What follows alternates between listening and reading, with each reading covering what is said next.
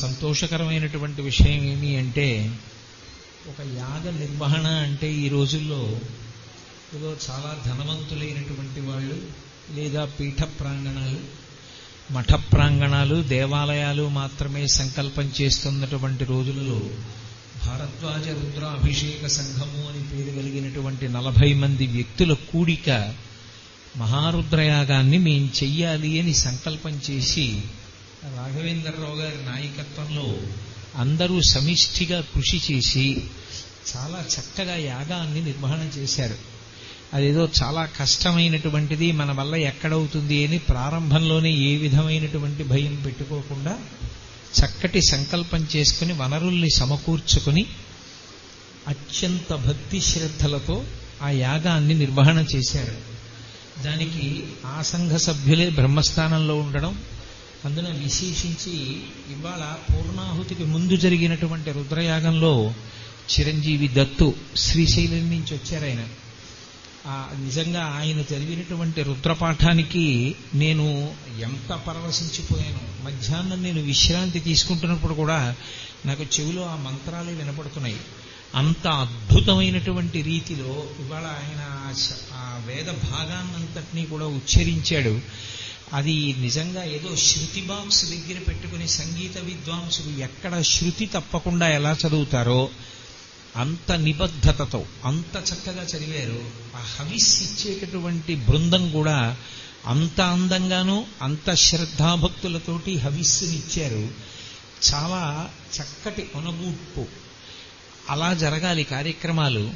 ఈ రోజుల్లో ఏదో ఎవరికో తీసుకొచ్చి దీక్షావస్త్రాలు ఇవ్వడం, వరుణి ఇవ్వడం, వాళ్ళు దాన్ని చేస్తూ ఉండడం, ప్రతి 10 నిమిషాలకి ఋత్విక్కులు సెల్ ఫోన్ మాట్లాడుకుంటూ ఉండడం అలవాటైపోయినటువంటి రోజుల్లో ఒక్క వ్యక్తి కూడా అందులో హవిస్సిస్తున్నటువంటి వాళ్ళు కానీ, బ్రహ్మస్థానం కానీ, యాజకులు కానీ ఎవ్వరూ కూడా అసలు అలా అనవసరపు విషయాల జోలికి వెళ్లకుండా కేవలం భగవత్ సంబంధమైనటువంటి మంత్రభాగం మీద మాత్రమే దృష్టి పెట్టి ఒక దేవాలయ ప్రాంగణంలో అంత అద్భుతమైనటువంటి కార్యక్రమాన్ని నిర్వహించడం ఒక విశేషమైతే, అందులో ఈషన్మాత్రం కూడా నేను ఏమీ చెయ్యనటువంటి వాడిని తీసుకొచ్చి అంత భక్తితో నా చేత పూర్ణాహుతి చేయించి అవబృధ స్నానం చేయించి ఆ ఇంటికి వెళ్ళి ఋత్విక్కులందరూ భోజనం చెయ్యగానే వర్షపు చినుకులు పడ్డాయి.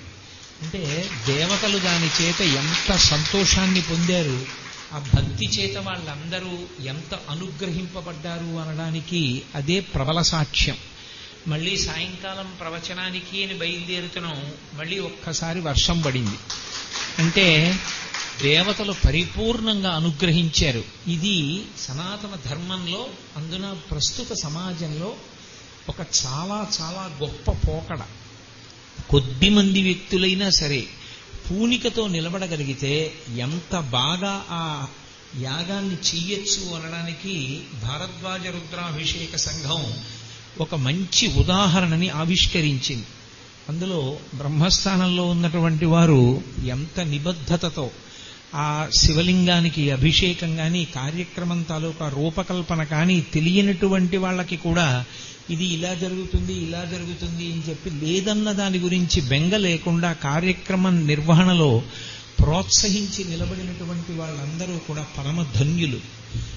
యథార్థానికి మాటలు చెప్పడం గొప్ప కాదు, ఇలాంటి కార్యక్రమాలు చేయడం గొప్ప. ఇంత గొప్ప కార్యక్రమం చేసినటువంటి మీ అందరికీ కూడా పరమేశ్వరుడి యొక్క పరిపూర్ణమైనటువంటి అనుగ్రహం సర్వకాలముల యందు ఉంటుంది అని నేను పరిపూర్ణంగా విశ్వసిస్తున్నాను. సరే, ఇవాళ సాయంకాలం నన్ను ఆధ్యాత్మిక ప్రవచనం చెయ్యండి అని అడిగారు. ఫలానా విషయం మీద మాట్లాడండి అని నాతో ఏమనలేదు. కానీ జరిగినటువంటి క్రతువుని దృష్టిలో పెట్టుకుని బహుశా తత్సంబంధంగా ఏమైనా 4 మాటలు చెప్పమని అడగడం వాళ్ళ ఉద్దేశ్యం అయ్యి ఉంటుందని నేను భావన చేసుకుని దాని గురించి మాట్లాడే ప్రయత్నం చేస్తున్నాను. చేసినటువంటి యాగము యొక్క పేరు మహారుద్రయాగము. మహారుద్రయాగము అన్న మాటలో ప్రధానంగా అది ఎవరిని ఉద్దేశించి చేసిన యాగము అనేటటువంటిది స్పష్టం చేయబడింది. రుద్రుడి గురించి చేయబడినటువంటి యాగం. అంటే ఆ రుద్రుడు ప్రసన్నుడు కావాలి, ఆ రుద్రుడు అందరినీ అనుగ్రహించాలి అనేటటువంటి కోరికతో చేసిన యాగం. రుద్ర అన్న శబ్దానికి ఉన్నటువంటి అర్థం ఏమిటో జాగ్రత్తగా తెలుసుకోవాలి. ఆ అర్థం తెలుసుకుంటే రుద్రాధ్యాయం చదివేటప్పుడు కానీ, రుద్ర పాఠాన్ని జపం చేసేటప్పుడు కానీ, స్వాహాకారంతో యాగ ప్రక్రియగా మార్చేటప్పుడు కానీ, నమశబ్దంతో పూజగా దాన్ని మార్చుకునేటప్పుడు కానీ దాని యందు తాదాత్మ్యత కలుగుతుంది.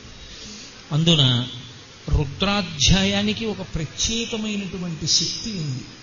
అసలు సమస్త వేదముల చేత ప్రతిపాదింపబడినటువంటి ప్రాణప్రదమైన మంత్రం ఏదున్నదో 5 అక్షరములు కలిగినటువంటి ఆ మంత్రం పంచాక్షరీ మహామంత్రం అంటాం. ఆ పంచాక్షరీ మహామంత్రాన్ని గోప్యం చెయ్యడం, రక్షణ చెయ్యడమే వేదం యొక్క ఉద్దేశ్యం. అందుకే మనకి రుక్కు, యజు, సామ, అధర్వణ అని 4 వేదాలు. అందులో అధర్వణ వేదాన్ని మళ్ళీ వేరే చెప్పరు.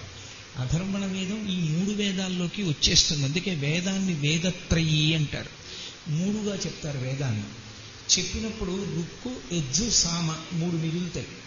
ఈ 3 వేదాల్లో యజుర్వేదాన్ని మధ్యలో పెట్టి ఇటువైపు ఋగ్వేదాన్ని, ఇటువైపు సామవేదాన్ని కాపలా పెట్టారు. మధ్యలో యజుర్వేదాన్ని పెట్టారు. అంటే యజుర్వేదము అత్యంత రక్షింపబడవలసినటువంటి వేదము, ప్రముఖమైన వేదము అని తెలుస్తుంది. మళ్ళీ ఆ యజుర్వేదం మధ్యలోకి తీసుకెళ్లి రుద్రాధ్యాయాన్ని పెట్టారు. మళ్ళీ ఆ యజుర్వేదం మధ్యలో నమకపాఠంలోకి వచ్చేటప్పటికి అష్టమానువాకం తీసుకొచ్చారు. మళ్ళీ ఆ అష్టమానువాకం చివరికి వెళ్ళేటప్పటికీ పంచాక్షరీ మహామంత్రాన్ని అక్కడ వచ్చినటువంటి అనువాకంలోకి చేర్చారు. నమఃశివాయ చ శివతరాయ చ అని. ఆ నమఃశివాయ చ అన్న చకారాన్ని పక్కన పెడితే కూడా అని దానితో కలిపి అన్న చ పక్కన పెడితే నమఃశివాయ అనేటటువంటిది సమస్త వేదముల యొక్క సారము. ఆ సమస్త వేదసారమైనటువంటి పంచాక్షరీ మహామంత్రాన్ని గోప్యం చెయ్యడం, రక్షణ చెయ్యడమే సమస్త వేదముల యొక్క ప్రయోజనం. అంత పరమశక్తివంతమైనటువంటిది రుద్రాధ్యాయం, రుద్రపాఠము అంటారు. ఈ రుద్రపాఠం ప్రత్యేకంగా రుద్రుణ్ణి స్తోత్రం చేస్తుంది. అందుకే ప్రారంభమే నమస్తే రుద్రమన్యవ ఉతోత ఇషవే నమః అంటూ మొదలవుతుంది. రుద్రుడు అంటే ఎవరు? రుద్రుడు ఎవరో వేదమే చెప్పింది. రుద్రుడు అన్న మాటని జాగ్రత్తగా అర్థం చేసుకోవలసి ఉంటుంది. ఆయన రోదతి సర్వాన్ లోకాన్ ఇది రుద్ర అని. సమస్త లోకములు ప్రళయంలో తన యందు తీసుకునేటటువంటి స్వభావం ఎవరికి ఉన్నదో ఆ వెళ్ళిపోవడం అనేటటువంటిది అందరికీ ఏడుపుతో కూడుకున్నదైనప్పటికీ కూడా పరమకారుణ్యంతో ఎవరు సమస్త లోకాల్ని తనలోకి లయం చేసుకుంటాడో ఆయనకి రుద్రుడు అని పేరు. మీరు చూడండి, పుట్టుక ఏడుపే, శరీరాన్ని విడిచిపెట్టడం ఏడుపే. పుట్టినప్పుడు ఏడుపు అజ్ఞానంతోటే, శరీరాన్ని విడిచిపెట్టేటప్పుడు ఏడుపు అజ్ఞానంతోటే. ఎవరూ శరీరాన్ని విడిచిపెట్టాలని కోరుకోరు. కానీ శరీరము పరమ అశాశ్వతమైనటువంటిది. అశాశ్వతమైనప్పటికీ అది పరమ పవిత్రమైనది. ఎందుచేత అంటే దాన్ని ఋతుమంతము అని పిలుస్తారు. శరీరంలో ఉంటే తప్ప ధర్మాన్ని అనుష్ఠించడం కుదరదు. ధర్మానుష్ఠానం చెయ్యాలి అంటే ఒక్క శరీరం ఉన్నటువంటి వాడు చెయ్యగలడు తప్ప శరీరం విడిచిపెట్టిన ఉత్తర క్షణంలో ఇంకా ధర్మానుష్ఠానానికి అవకాశం ఉండదు. మిగిలిన శరీరములు ఎన్నో ఉన్నప్పటికీ ఒక్క మనుష్య శరీరానికి మాత్రమే ధర్మానుష్ఠానానికి సంబంధించినటువంటి అవకాశం ఉంటుంది. మిగిలిన శరీరాలకు అవకాశం ఉండదు. ఎవడు ధర్మానుష్ఠానం చెయ్యడో, ఎవడు వేదంలో చెప్పినటువంటి విషయాన్ని పాటించడో అటువంటి వాడు ఈశ్వరుణ్ణి చేరగలిగినటువంటి అవకాశాన్ని పొందడు. అలా పొందకుండా అనేక కోట్ల జన్మలు ఎత్తుతూ శరీరాలు విడిచిపెడుతూ సంసారం చేస్తూ మగ్గిపోతుంటే చిట్ట చివరికి పరమశివుడు చూస్తాడు. అరే, వీడు నన్ను పొందలేకపోతున్నాడురా, ఇంతమంది జీవులు ఎన్ని కోట్ల జన్మలు ఎత్తారు, ఎన్ని కష్టాలు పడ్డారు, ఎన్ని మాటలు పుట్టారు, ఎన్ని మాటలు చచ్చిపోయారు, కానీ వీళ్ళు నన్ను పొందలేకపోతున్నారని పరమకారుణ్యంతో, అందుకే లయ ప్రక్రియ యందు పరమకారుణ్యం ఉంటుంది అని శాస్త్రవాక్కు. చాలా మంది ఒక తప్పుడు మాట ఒకటి చెప్తూ ఉంటారు. శివుడు చంపేస్తాడంటుంటారు. పరమ తప్పు. శివుడు చంపేడు. శివుడు పరమకారుణ్యంతో తనలోకి తీసుకుంటాడు. అందుకే ఆయనంతటి కరుణామూర్తి మీకు ఇంకొకడు కనపడడం. ఆయన మహాప్రళయమునందు ఏం చేస్తాడంటే తనని పొందలేకపోతున్న జీవులందరినీ కూడా తాను పొందేస్తాడు. మనం ఆయనని పొందినా ఆయన మనని పొందినా ప్రయోజనం ఒకటే. ఇక పొందలేక పరమేశ్వరుణ్ణి కొన్ని కోట్ల జన్మలు ఎత్తి చచ్చి సంసారమునందు తప్పించిపోతున్నటువంటి జీవుల్ని చిట్ట చివర ఆయనే పొందేస్తాడు. అది ఎలా ఉంటుంది అంటే ఒక ఉపమానం చెప్పారు. బోలెడని నల్లపూసలు కింద పోసి ఒక మైనపు ముద్ద దాని మీదకొచ్చి ఇలా నొక్కుకుందనుకోండి, నల్లపూసలన్నీ మైనం ముద్దకి ఎలా అంటుకుంటాయో మహాప్రళయమునందు పరమేశ్వరుడు జీవులందరినీ అలా పొందేస్తాడు తనలోకి. ఎందుకు పొందడం అంటే మళ్లీ యుగం ఏర్పడే పర్యంతము విశ్రాంతినిస్తాడు. అరే మీరు బడలిపోయారా ఈ జీవయాత్రలో, కొంతకాలం విశ్రాంతి తీసుకుని మళ్లీ మొదలు పెట్టండి. 2, యుగం మారినప్పుడు దేశకాలముల యందు ధర్మం మారుతుంది. ధర్మం మారినప్పుడు అనుష్ఠాన ప్రక్రియ తేలికవుతుంది. సమాజమంతా ధర్మానుష్ఠానమనందుంటే ఒక్క వ్యక్తి అధర్మం వైపుకి వెళ్లే అవకాశం తక్కువగా ఉంటుంది. అందుకే కృతయుగంలో అందరూ తరిస్తూ ఉంటారు. అందుకని మళ్లీ శరీరాన్ని ఇచ్చి వేరొక యుగంలో పుట్టేటటువంటి అవకాశాన్ని పరమేశ్వరుడు ఇస్తాడు. ఆ యుగంలో తన ప్రయత్నం చేత అనుష్ఠాన బలం చేత ఈశ్వరుణ్ణి పొందగలిగినటువంటి శక్తిని ఇస్తాడు. అందుకే మీరు వేదంలో కొంచెం జాగ్రత్తగా పరిశీలనం చేస్తే పంచబ్రహ్మమంత్ర పఠనము అని ఒక మాట పరమశివుణ్ణి ఉద్దేశించి చేస్తారు. దాన్ని పంచబ్రహ్మమంత్ర పఠనము అంటారు. అది ఎంత శక్తివంతమైన అంటే ఆ 5 మంత్ర సద్యో జాతం ప్రపద్యామి సద్యో జాతాయ వై నమో నమః దగ్గర నుంచి ఈశాన సర్వ విద్యానాం ఈశ్వర సర్వభూతానాం వరకు పంచబ్రహ్మమంత్ర పఠనం అంటారు. ఈ పంచబ్రహ్మమంత్ర పఠనము ఎంత శక్తివంతమైనది అన్నదానికి ఒక ఉదాహరణ చూపించారు. శ్రాద్ధ ప్రక్రియ అని ఒక ప్రక్రియ. పితృదేవతలకి పదార్థం పెట్టాలి. పితృదేవతలకి పదార్థం పెట్టేటప్పుడు న్యాయార్జితము కాని పదార్థాన్ని, ఎంగిలైన పదార్థాన్ని వాళ్ళు అసలు ముట్టుకోరు, తీసుకోరు, వాళ్ళు తిరస్కరిస్తారు. ఆ పదార్థం పితృదేవతలకు అందాలి అంటే అన్నశుద్ధి ద్వారా అంది వేదం. ఆ పెట్టేటటువంటి అన్నము శుద్ధి పొందాలి. అన్నం శుద్ధి పొందాలి అంటే దానికి అనేకమైన కారణాలు ఉంటాయి. అది అసలు న్యాయార్జితమైనటువంటి అన్నమేనా? 2, ఎక్కడా శేషమైనదై ఉండకూడదు అని. అంటే ముందు రోజు తెచ్చుకున్నటువంటి పచ్చిమిరపకాయల్లో 4 పచ్చిమిరపకాయలు వాడుకుని మిగిలిన పచ్చిమిరపకాయల్లో ఒక్క పచ్చిమిరపకాయ కూడా అందులో వాడడానికి వీల్లేదు అని మార్కండేయ పురాణం. అయినప్పుడు అన్నశుద్ధి చాలా కష్టం తద్దినంలో. పంచబ్రహ్మమంత్ర పఠనం చేస్తూ నెయ్యి పోసి కర్త కుడి చెయ్యి పెడితే చాలు అన్నము శుద్ధవుతుంది అని. కారణమేమిటంటే శివపరమైనటువంటి మంత్రాలలో చిట్ట చివర శివస్వరూపం గురించి ఒక మాట చెప్తారు. ఈశాన సర్వ విద్యానాం ఈశ్వర సర్వభూతానాం బ్రహ్మాధిపతి బ్రహ్మణోధిపతి బ్రహ్మా శివో మే అస్తు సదాశివోం అంటారు.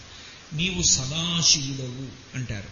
సదాశివ అనేటటువంటి పేరు ఇక బ్రహ్మగారికి కానీ శ్రీ మహావిష్ణువుకి కానీ అన్వయం అవ్వదు. ఒక్క శివుడికే అన్వయం అవుతుంది. సదా బ్రహ్మ అన్న మాట కానీ సదా విష్ణు అన్న మాట కానీ ఉండవు. ఎందుకుండవు అంటే ఎప్పుడైనా కొద్దిగా కామానికి కానీ క్రోధానికి కానీ వశులయ్యే అవకాశం ఉంటుంది బ్రహ్మతత్వమునందు విష్ణుతత్వమునందు. కానీ ఎప్పుడూ కూడా అసలు కోపం రావడం కానీ కామం కలగడం కానీ ఉండనటువంటి స్వరూపం ఏదైనా ఉంటే లోకంలో ఒక్క శివస్వరూపం. అందుకే అది సదాశివోం అన్నారంటే సదాశివుడే, ఎల్లప్పుడూ శివుడే, ఎల్లప్పుడూ మంగళప్రదుడే, ఎల్లప్పుడూ సుఖాలనిచ్చేవాడే, శోభనప్రదుడే, మంగళప్రదుడే. అటువంటి వాడు ఆయన కోపంగా ఉన్నాడు అని రుద్రాధ్యాయం మొదలవుతోంది. రుద్రమన్యవ ఉతోత ఇషవే నమః అంటే మీ కోపానికి ఓ నమస్కారము అని. మరి కోపం ఎందుకు వచ్చింది? సదాశివుడని మనమే చెప్తున్నాం, రుద్రుడని మనమే చెప్తున్నాం. మరి ఆయనకి కోపం ఎందుకు అంటే కోపం ఆయనకి రాలేదు, కోపం ఆయన తెచ్చిపెట్టుకున్నాడు అని. అందుకే మీకు లోకంలో ధనస్సు పట్టుకుని రామచంద్రమూర్తి యొక్క స్వరూపం ఉంటుంది. పరమశివుడు ధనస్సు పట్టుకున్నాడు అనుకోండి, ఎప్పుడైనా సాధారణంగా లోకంలో దాన్ని ఏమని పిలుస్తామంటే పినాకము అని పిలుస్తారు. శివుడు పట్టుకున్నటువంటి ధనస్సు యొక్క పేరే పినాకము. అందుకే ఆయనకు ఒక పేరు పినాకపాణి అని. పినాకమును పట్టుకున్నటువంటి శివస్వరూపాన్ని కానీ దర్శనం చేస్తే రక్షణ కలుగుతుంది. దాని వలన ఏమీ కొంపలు పడిపోవు, రక్షణ జరుగుతుంది. ఈ భూమండలం మొత్తం మీద పరమశివుడు ధనస్సు పట్టుకుని దిగినటువంటి ప్రదేశం ఒక్కటే ఒక్కటి ఉంది. సమస్త భూమండలంలో ఒకే ఒక్క చోట దిగాడు ఆయన. ఒకసారి ఒక ప్రత్యేక కారణానికి దిగాడు అని చెప్పింది శివమహాపురాణం. ఆ పినాకమన్నటువంటి ధనస్సు భూమికి తగిలేట్టు నించున్నాడు. ఎక్కడ నించున్నాడు అంటే మీ నెల్లూరు పట్టణంలోనే నించున్నాడు. అలా నెల్లూరు పట్టణంలో నించుని ఆయన మళ్ళీ పైకి లేచిపోయినప్పుడు ఆ పినాకాన్ని లాగి తీసుకున్నాడు. తీసుకున్నప్పుడు ఆ పినాకం అనేటటువంటి ధనస్సు కింద గుండ్రంగా ఇలా తిరిగి ఉంటుంది. అది భూమికి దాడి చేసింది. ఆ భూమికి గీత పడింది నిలువుగా. ఆ గీతలోకి నీళ్లు ప్రవహించాయి. పినాకము తీసుకున్నప్పుడు ఏర్పడినటువంటి దాడిలో నీరు ప్రవహిస్తే దానికి పెన్నా అని పేరు వచ్చింది. ఆ నది పేరు పెన్నా నది. అందుకే పెన్నా నది స్నానం అంత ఉత్కృష్టమైనటువంటి స్నానంగా చెప్పబడింది. పంచమవేదమైనటువంటి మహాభారతంలో సింహభాగాన్ని తిక్కన గారు ఆంధ్రీకరించారు అంటే పెన్నా నది స్నాన ఫలితం. నాకు ఈ మధ్య కవల పిల్లలు మనవలు పుట్టారు. పుడితే నేను ప్రతిరోజు నా మనవణ్ణి ముద్దులాడేవాడిని. తెల్లవారుజామున నేను కాసేపు వ్యాయామం కోసం నడవడానికి వెళ్ళిపోతూ వాడు తెల్లవారుజామున లేచి దీపం చూసి ఆడుకుంటూ ఉండేవాడు. పగలంతా తిక్కపెట్టేవాడు. తిక్కపెట్టి ఏడుస్తుండేవాడు. నేను వాడిని తిక్కనా తిక్కనా అని పిలిచేవాడిని నామకరణం అయ్యే వరకు. తిక్కనా, నిద్ర లేచావా? మన ఇద్దరం పినాకిని స్నానం చేసి రంగనాయకుల మంటపంలో కూర్చొని గాయత్రి చేసుకుందాం, వస్తావా అంటూ ఉండేవాడిని. పొద్దున్నే పినాకిని అన్న పేరు తెలుసుకోవడం చాలు అని. వాడికి తెలిసో తెలియకో ఓ అంటూ ఉండేవాడు వాడు. అలా పినాకిని అని పేరు ఎందుకు వచ్చిందంటే అనేది పెన్నా అని తరువాత పినాకిని అని పేరు రావడానికి కారణం పరమశివుని యొక్క చేతిలో ఉండేటటువంటి ధనస్సు పినాకము. పినాకము అన్న మాటకు అర్థం ఏంటంటే పాతి జగదిది పినాకం అని వ్యుత్పత్తి. పాతి జగదిది పినాకం అంటే సమస్త జగత్తులను రక్ష చేస్తుంది. అందుకనే ఆయన గురించి చెప్తూ రుద్రాధ్యాయం ఒక చోట ఉంటుంది, మంగళప్రదమైనటువంటి ఆయుధములను ధరించినటువంటి స్వరూపమున్నవాడు అని పిలుస్తుంది. అంత మంగళప్రదం అంటే చేతిలో ధనస్సు ఎందుకు పట్టుకుంటాడు అంటే సమస్త లోకములను కాపాడడానికి పట్టుకుంటాడు. మరి రుద్రమన్యవ ఉతోత ఉషవే నమః నమస్తే అస్తు ధన్వనే బాహుభ్యాముతతే నమః అంటున్నాం. నీ చేతిలో ధనస్సు ఎందుకు, ఆ కోపం ఎందుకు, పక్కన పెట్టేసేయి, వాటికో నమస్కారం అంటున్నాం. మరి అలా అంటే కోపం ఉన్నవాడు కాదా? మరి సదాశివుడని నేనే చెప్పాను ఇప్పటిదాకా, మళ్ళీ మరి కోపం ఎందుకైనకి అంటే కోపమునకు వశపడినవాడు కాడు, కోపమును నటించినవాడు. దేనికి కోపాన్ని నటించడం అంటే ఎన్ని పాపకర్మలు చేస్తున్నావు కదా, ఈ పాపకర్మలకి ఫలితం ఇవ్వవలసి వస్తుంది. ఇచ్చినప్పుడు ఏమైపోతావో తెలుసా? దాన్ని తట్టుకోగలవా, దాన్ని అనుభవించగలవా అని ఆయన కోపంతో నిలబడతాడు. అదే మనకి బాధాకరము అంట. చెయ్యడం చేసేస్తాం పాపకర్మ, దాని ఫలితం అనుభవంలోకి వచ్చినప్పుడు అయ్య బాబోయ్ ఇంత బాధే తట్టుకోలేనంట. ఇంత బాధ తట్టుకోలేనన్నప్పుడు ఏం చేస్తారంటే రుద్రాభిషేకం చేయించుకోండి. అందుకే మీరు చూడండి, పుట్టకూడని నక్షత్రంలో పిల్లాడు పుట్టాడు, ఏం చేయమంటారంటే రుద్రాభిషేకం చేయించుకోండి. పిల్లకి పెళ్ళవట్లేదు, రుద్రాభిషేకం చేయించుకోండి. కొడుకు ఉద్యోగం రావట్లేదు, రుద్రాభిషేకం చేయించుకోండి. ఏమిటో మనస్సు శాంతిగా ఉండట్లేదండి, రుద్రాభిషేకం చేయించుకోండి. ఒంట్లో బాగుండట్లేదండి, రుద్రాభిషేకం చేయించుకోండి. అన్నిటికీ రుద్రాభిషేకమే అంతే. ఎందుకంటే గత జన్మలలో చేసినటువంటి పాపకర్మలు అనుభవంలోకి వచ్చి ఫలితాన్ని ఇవ్వడం ప్రారంభించిన నాడు తద్దుఃఖఫలాన్ని అనుభవించడానికి భయపడి నిలబడినటువంటి జీవుడు పాప ఫలితాన్ని ఇస్తున్నటువంటి పరబ్రహ్మమును ఉద్దేశించి స్తోత్రం చేస్తాడు. అందుకని చల్లబడు అనడానికి అభిషేకం చేస్తారు. అభిషేకము అన్న మాటకి యథార్థంగా అర్థం ఏంటంటే స్నానము అని. నేను చేస్తే స్నానం, ఈశ్వరుడు చేస్తే అభిషేకం. ఎందుకంటే అది మంత్రపురస్సరంగా ఉంటుంది. అది మలాన్ని పోగొట్టడానికి కాదు. నేను స్నానం చేస్తే మలం పోగొట్టుకోవడానికి చేసుకుంటాను. నా రోమకూపములలోంచి వచ్చినటువంటి చెమట వలన నాకు పూజార్హత ఉండదు.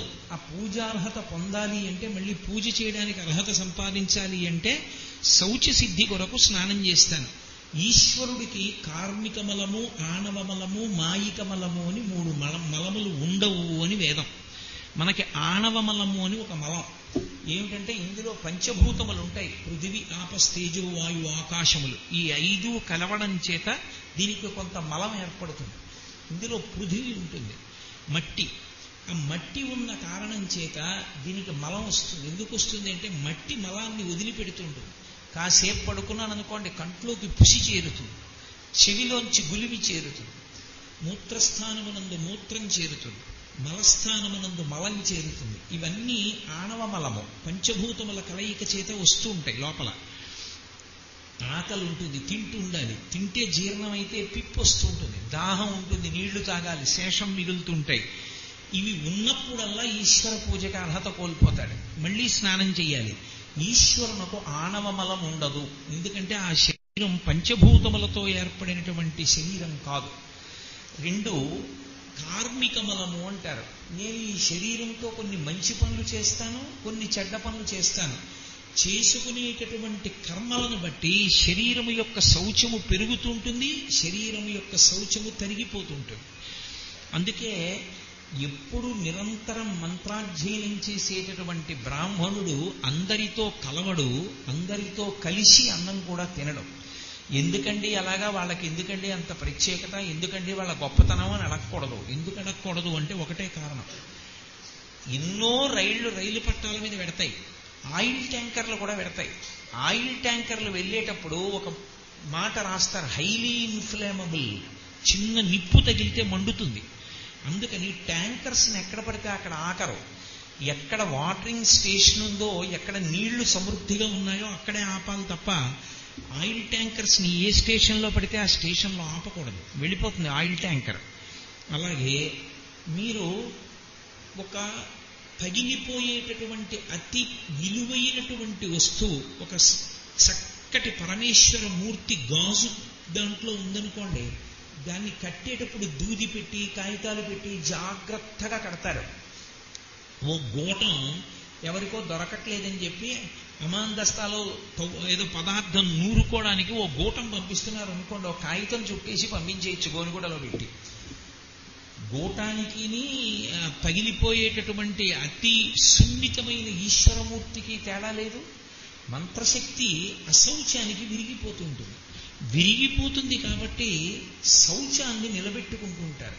శౌచాన్ని నిలబెట్టుకోవాలనుకున్న వాళ్ళు అనేక నియమాలు పాటించాలని వేదం చెప్తోంది. శౌచనిష్టను నిలబెట్టుకొనుట కొరకు అందుకనంత జాగ్రత్తగా ఉంటారు తప్పించి వాళ్ళు అలా ఉండడం ఎందుకంటే వాళ్ళ కోసం కాదు. ఆ మంత్రభాగాన్ని సమన్వయం చేస్తే లోకం సుభిక్షాన్ని పొందుతుంది. ఆ శక్తిని అలా ఇవ్వాలి అంటే ఆ వ్యక్తి అలాగే ఉండాలి. ఏమి ఆఫీసర్ గారు ఒక్కరు ఏసీ ఛాంబర్లో కూర్చోవడం ఎందుకు అంటే, మంచి నిర్ణయాలు చెయ్యాలి అంటే దానికి తగినటువంటి వ్యవస్థ ఆయనకు ఉండాలి. ఒక శౌచం నిలబెట్టుకోవలసినటువంటి వ్యక్తికి తగిన వాతావరణం ఆయనకి కల్పించాలి. అంతేగాని ఆయన గొప్పతనం ఏమిటండి అని అనకూడదు. ఒక ఆఫీసర్ ఛాంబర్లో కూర్చుంటే ఎందుకు అడగవు నువ్వు? దానికి ఎంత విలువో దీనికి అంతే విలువ వర్ణాశ్రమముల యందు. కాబట్టి శౌచము తరుగుతూ ఉంటుంది, శౌచము పెరుగుతూ ఉంటుంది. కానీ ఈశ్వరుడికి అలా ఉండదు, కార్మిక మలము ఉండదు. 3వది ఆణవ మలము, కాయిక మలము, కార్మిక మలము, మాయిక మలము. మాయ వలన అజ్ఞానానికి లోనైపోయి అక్కర్లేని ఆలోచనల్లోకి వెళ్ళి నామరూపముల యందు తాదాత్మ్యత పొంది మలాన్ని పొందుతాడు, అంటే అశౌచాన్ని పొందుతాడు. ఈశ్వరుడు మాయకి వశుడు కాడు, అందుకే ఆయనకి మాయిక మలం ఉండదు. మరి 3 మలములు లేని పరమేశ్వరుడికి అభిషేకం ఎందుకు చేస్తున్నావు?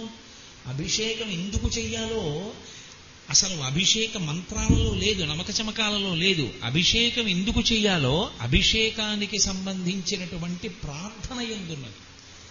ఆపాతాళ నభస్థలంత భువన బ్రహ్మాండమా విస్ఫురత్ జ్యోతిస్ఫాటిక లింగమౌళి విలసత్పూర్ణిందు అంతామృతై. అస్తోకాప్లుతమేకమీశమనిశం రుద్రానువాకాం జపన్ ధ్యాయేత్తీప్సిత సిద్ధయే.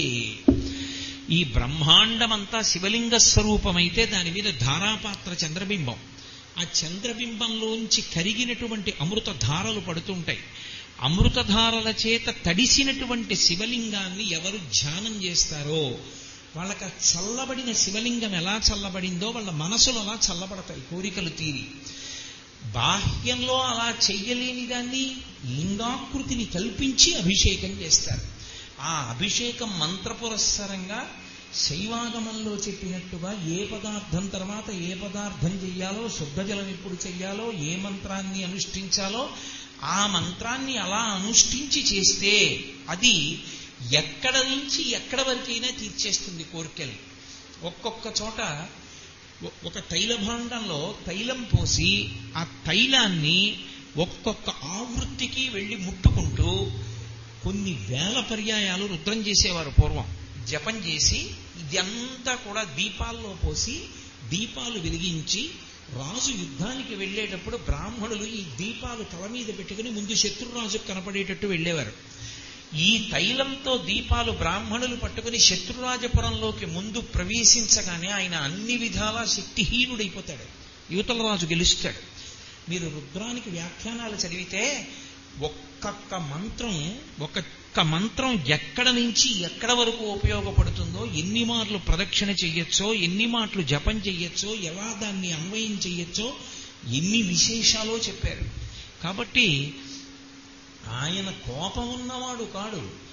ఆయనకి కోపంతో కాదు మనల్ని చూసేది, మనం చేసినటువంటి అయోగ్యమైన పనుల వలన ఏ పనులు చెయ్యకూడదో ఆ పనులు మనం చేస్తుంటే ఆయనకి ఏమిరా నీకు మంచి మనుష్య శరీరం ఇచ్చాను, సత్కర్మలు ఆచరించమన్నాను, ధార్మికంగా బతకమన్నాను, నువ్వెందుకు ఇలా బ్రతకట్లేదు అని మన్ని బాగు చెయ్యడానికి తండ్రి కోపం తెచ్చుకున్నట్టుగా తెచ్చుకు నిలబడతాడు తప్ప కోపమునకు వశుడైన వాడు కాడు. అని శివుడు రుద్రుడు అంటే కోపంతో ఉన్నవాడండి అని అర్థం చెప్పకూడదు. ఆయన పరమదయామూర్తి, పరమ కారుణ్యమూర్తి. అందుకే సదాశివ శబ్దం అన్వయం అవుతోంది. అందుకని 3 లోకములను తనలోకి తీసుకుంటాడు మహాప్రళయంగా. రుద్రుడు అన్న మాటకి ఇంకొక అర్థం చెప్పారు. రుత్యా ధర్మాన్ అవలోకయతి ప్రాపయతివా ఇది రుద్ర. ఆయన వేదము అనబడేటటువంటి మంత్రభాగము ద్వారా లోకానికి ధర్మాన్ని చెప్తాడు. ఎవరు శివభక్తి కలిగి ఉంటారో వాళ్ళని ధర్మతత్పరులుగా మారుస్తాడు. అందుకే లోకంలో శివభక్తి కలిగినటువంటి వాళ్ళు పరమ ధార్మికత కలిగినటువంటి వాళ్ళై ఉంటారు. రామచంద్రమూర్తి అంతటి వాడు అంతటి ధర్మతత్పరుడు కాగలిగాడు అంటే ఒక్కటే కారణం, ఆయన శివార్చన. కృష్ణుడంత శక్తి కలిగిన వాడు కాగలిగాడు అంటే ఆయన శక్తి అంతా శివలింగార్చన యందుంది. నేను చెప్పట్లా, మహాభారతంలో వ్యాసుడే చెప్పాడు అశ్వత్థామతోటి. అర్జునుడంత శక్తివంతుడు కాగలిగాడంటే కారణం శివలింగార్చన వల్ల అంత గొప్పవాడు కాగలిగాడు. కాబట్టి శివార్చన ధర్మానికి కారణమవుతుంది. ధర్మమునకు వ్యుత్పత్తి ధ్రియతేవా జనైరితి ధర్మం. ధర్మం అన్న మాటకి అర్థం ఏమిటో జాగ్రత్తగా తెలుసుకోవాలి. ఈశ్వరుడు సమస్త భోగములు అనుభవించమని చెప్పాడు మనుష్యుణ్ణి. మనుష్యునికి ఉండేటటువంటి శక్తి వేరు, ఆయన బుద్ధినిచ్చాడు. బుద్ధి వలన మనుష్యుడు ఏం చేస్తాడంటే మిగిలిన ప్రాణులన్నిటిలో ఉన్నటువంటి చాలా గొప్ప గొప్పవి ఏమున్నాయో అవన్నీ మనిషి తన కొరకు వాడుకుంటాడు. అలా వాడుకోవడం మిగిలిన వాటికి రాదు. ఓ జింక ఉందనుకోండి, జింకకి మీ ఇంట్లో ఉన్న ఏసీలోకి వచ్చి పడుకోవడం జింకకి రాదు. కానీ జింకని పట్టుకుని జింక చర్మాన్ని ఒలిచి అది వేసి కూర్చుని జపం చేస్తే కొన్ని ప్రత్యేకమైనటువంటి శక్తులు వస్తాయని కూర్చోవడం మనిషికి వచ్చు. ఏనుగు ఉందనుకోండి, మనెవ్వరింటికి వచ్చి మన ఇంట్లో ఉన్నటువంటి చెట్లు పీకి తను తిందో, అడవిలో ఉంటుంది. మనం అడవిలో ఉన్నటువంటి ఏనుగు యొక్క దంతాన్ని పెరిగి తెచ్చి బొమ్మ చేసి మన ఇంట్లో పెడతాం. చేప ఉందనుకోండి, ఎక్కడో నీటిలో బతుకుతుంది. ఒడ్డున ఉన్న మనుష్యుడు నీటిలో ఉన్న చేపని తాను ఒడ్డున ఉండి వల వేసి పట్టి తెచ్చి తాను తింటాడు. పక్షి ఎక్కడో ఆకాశంలో ఎగురుతుంది. ఆకాశంలో ఎగురుతున్నటువంటి పక్షిని తన దగ్గర ఉన్నటువంటి బాణంతో కొట్టి కింద పడగొట్టి మనుష్యుడు తింటాడు. పక్షి ఎగరవలసినటువంటి ఆకాశంలో తాను ఎగురుతాడు రెక్కలు కట్టుకుని. ఇవి మనుష్యుడు మిగిలిన భూతములలో ఉండే ఉన్నటువంటి గొప్పతనాన్నంతటినీ తాను అనుభవిస్తూ ఉంటాడు. ఇవి మిగిలిన ప్రాణులు అనుభవించవు. ఓ కుక్క ఉందనుకోండి, రాత్రి నిద్రపోకుండా యజమానిని రక్షిస్తుందని వాడికి తెలుసు. ఒక కబళం దానికి పెట్టి రాత్రి దాన్ని విప్పి ఇంట్లో తిరగమని తాను నిద్రపోతాడు. ఓ గాడిద ఉంటే బరువులన్నీ దాని మీద వేసి మోయిస్తాడు. ఓ గుర్రం ఉంటే దాని మీద ఎక్కి కూర్చుని దాన్ని దౌడు తీయించి తన లక్ష్యాన్ని చేరుకుంటాడు. ఏ ప్రాణి యందు ఏ శక్తి ఉందో దాన్ని తనకి అనుకూలంగా వాడుకుంటాడు మనుష్యుడు. మిగిలిన ప్రాణులు మనుష్యుణ్ణి అలా వాడుకోవు. ఇప్పుడు ఇంత బుద్ధిని పరమేశ్వరుడు ఇచ్చాడు. ఇచ్చిన పరమేశ్వరుడు ఏం చేశాడంటే, వీడికి ఇంత శక్తి కట్టపెట్టేస్తున్నాను కనుక నువ్వు భోగములను అనుభవించేటప్పుడు ఇలా అనుభవించాలి, నువ్వు బ్రతికున్నంత కాలం ఇలా అనుష్ఠానం చెయ్యాలి, నువ్వు ఇలా బ్రతకాలి అని ఒక నిర్ణయం చేశాడు. ఆ నిర్ణయమే వేద మంత్రములుగా వస్తాయి. అందుకే మంత్ర సమన్వయం లేకుండా మనం ఏ క్రియాకలాపం చెయ్యం. ఏ క్రియ చెయ్యండి మంత్రభాగం వస్తుంది. ఓ గృహస్థాశ్రమంలోకి వెడుతున్నాడు అనుకోండి, పెళ్లి చేసుకుంటున్నాడు. గురువుగారు వచ్చి పక్కన కూర్చుని స్నాతకం చేస్తారు. స్నాతకంలో చెప్తారు, నీకు పెళ్లి చేశాను కదా అని నువ్వు నీ తల్లిని, తండ్రిని, గురువుని, అతిథిని విడిచిపెడతావేమో. మాతృదేవోభవ, నువ్వు నీ భార్య కలిసి సేవించాలి అమ్మని, నువ్వు నీ భార్య కలిసి సేవించాలి తండ్రిని. నువ్వు గృహస్థాశ్రమంలోకి వెళ్ళడానికి ఫలితం ఇంటికొచ్చినటువంటి అతిథిని సత్కరించాలి. అంతేకాని అతిథి చిన్నబుచ్చుకుని వెళ్ళిపోయేటట్టుగా ప్రవర్తించకూడదు. అతిథి దేవోభవ, ఆచార్య దేవోభవ, ఇవన్నీ గురువుగారు వచ్చి చెప్తారు. ఏ ఆశ్రమంలోకి వెళ్ళండి, వేదం ఎందుకు అలా ఆశ్రమం మారమందో, ఎలా బ్రతకమందో దాన్ని వేదం ఉంచి చెప్తారు. ఆ వేదం ఎలా చెప్పిందో అలా బతకాలి, వేదం ఎలా చెప్పిందో అలా భోగం అనుభవించాలి. భోగం నువ్వు అనుభవించు, ఎవరు వద్దని లేదు. నీకు ఒక చక్కెర పొంగలి తినాలనుంది, తినచ్చు. కానీ అది మధుర పదార్థం కాబట్టి ఎవరో ఒక అతిథికి ప్రయత్నపూర్వకంగా పెట్టకుండా నువ్వు తినకూడదు. ఎప్పుడు మధుర పదార్థం తిన్నా వేరొకరికి పెట్టి తాను తినాలి, లేకపోతే అది విషం అవుతుంది. మధుర పదార్థం ఆకర్షణీయం, అందుకని దాన్ని ఇంకొకళ్ళకి పెట్టి తాను తినాలి. నువ్వు అనుభవించు, ఇల్లు కట్టుకో, ఈశ్వరానుగ్రహం అనాలి. ఏది చెయ్యి భగవంతుని యొక్క అనుగ్రహంగా అనుభవించాలి తప్ప అహంకార బుద్ధితో అనుభవించడాన్ని వేదం ఒప్పుకోదు. ఒంట్లో ఓపిక ఉంది కదా అని ఏది పడితే అది చేయడాన్ని శాస్త్రం అంగీకరించదు. నీకు ఎంత శక్తి ఉన్నా నీ శక్తి అంతా కూడా కామరూపంలో నీ మనసు యందు ప్రకటనమైనప్పుడు భార్య యందు మాత్రమే నిలబడాలి. అది కామము ధర్మము చేత కట్టబడుతున్నప్పుడు ఆమె ధర్మపత్ని, కామము ధర్మబద్ధమవుతుంది. నీకు శక్తి ఉంది, నువ్వు అధికారంలో ఉన్నావని బరి తెగించి ఇష్టం వచ్చినట్టుగా డబ్బు సంపాదించకూడదు. ధార్మికంగా మాత్రమే సంపాదించాలి. అందుకే అర్థము ధర్మము చేత ముడిపడుతుంది. నీ దగ్గర తండ్రి తాత ఇచ్చిన ఆస్తి కోట్లుంది కదా అని నీ ఇష్టం వచ్చినట్టు ఖర్చు పెట్టకూడదు. ధర్మానికి మాత్రమే అర్థాన్ని వ్యయం చెయ్యాలి.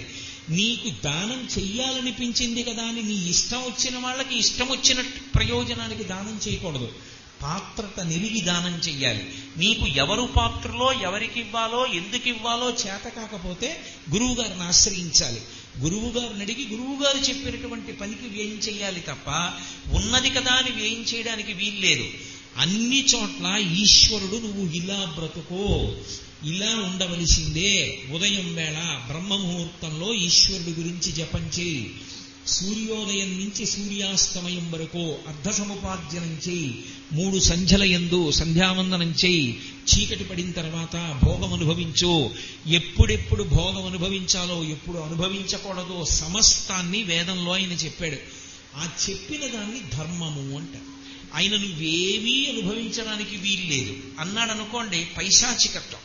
అక్కడ ఎదురుగుండా ఆకలితో ఉన్నవాడికి అన్నం పెట్టి నువ్వు తినద్దు అన్నాను అనుకోండి, అది పైశాచికత్వం.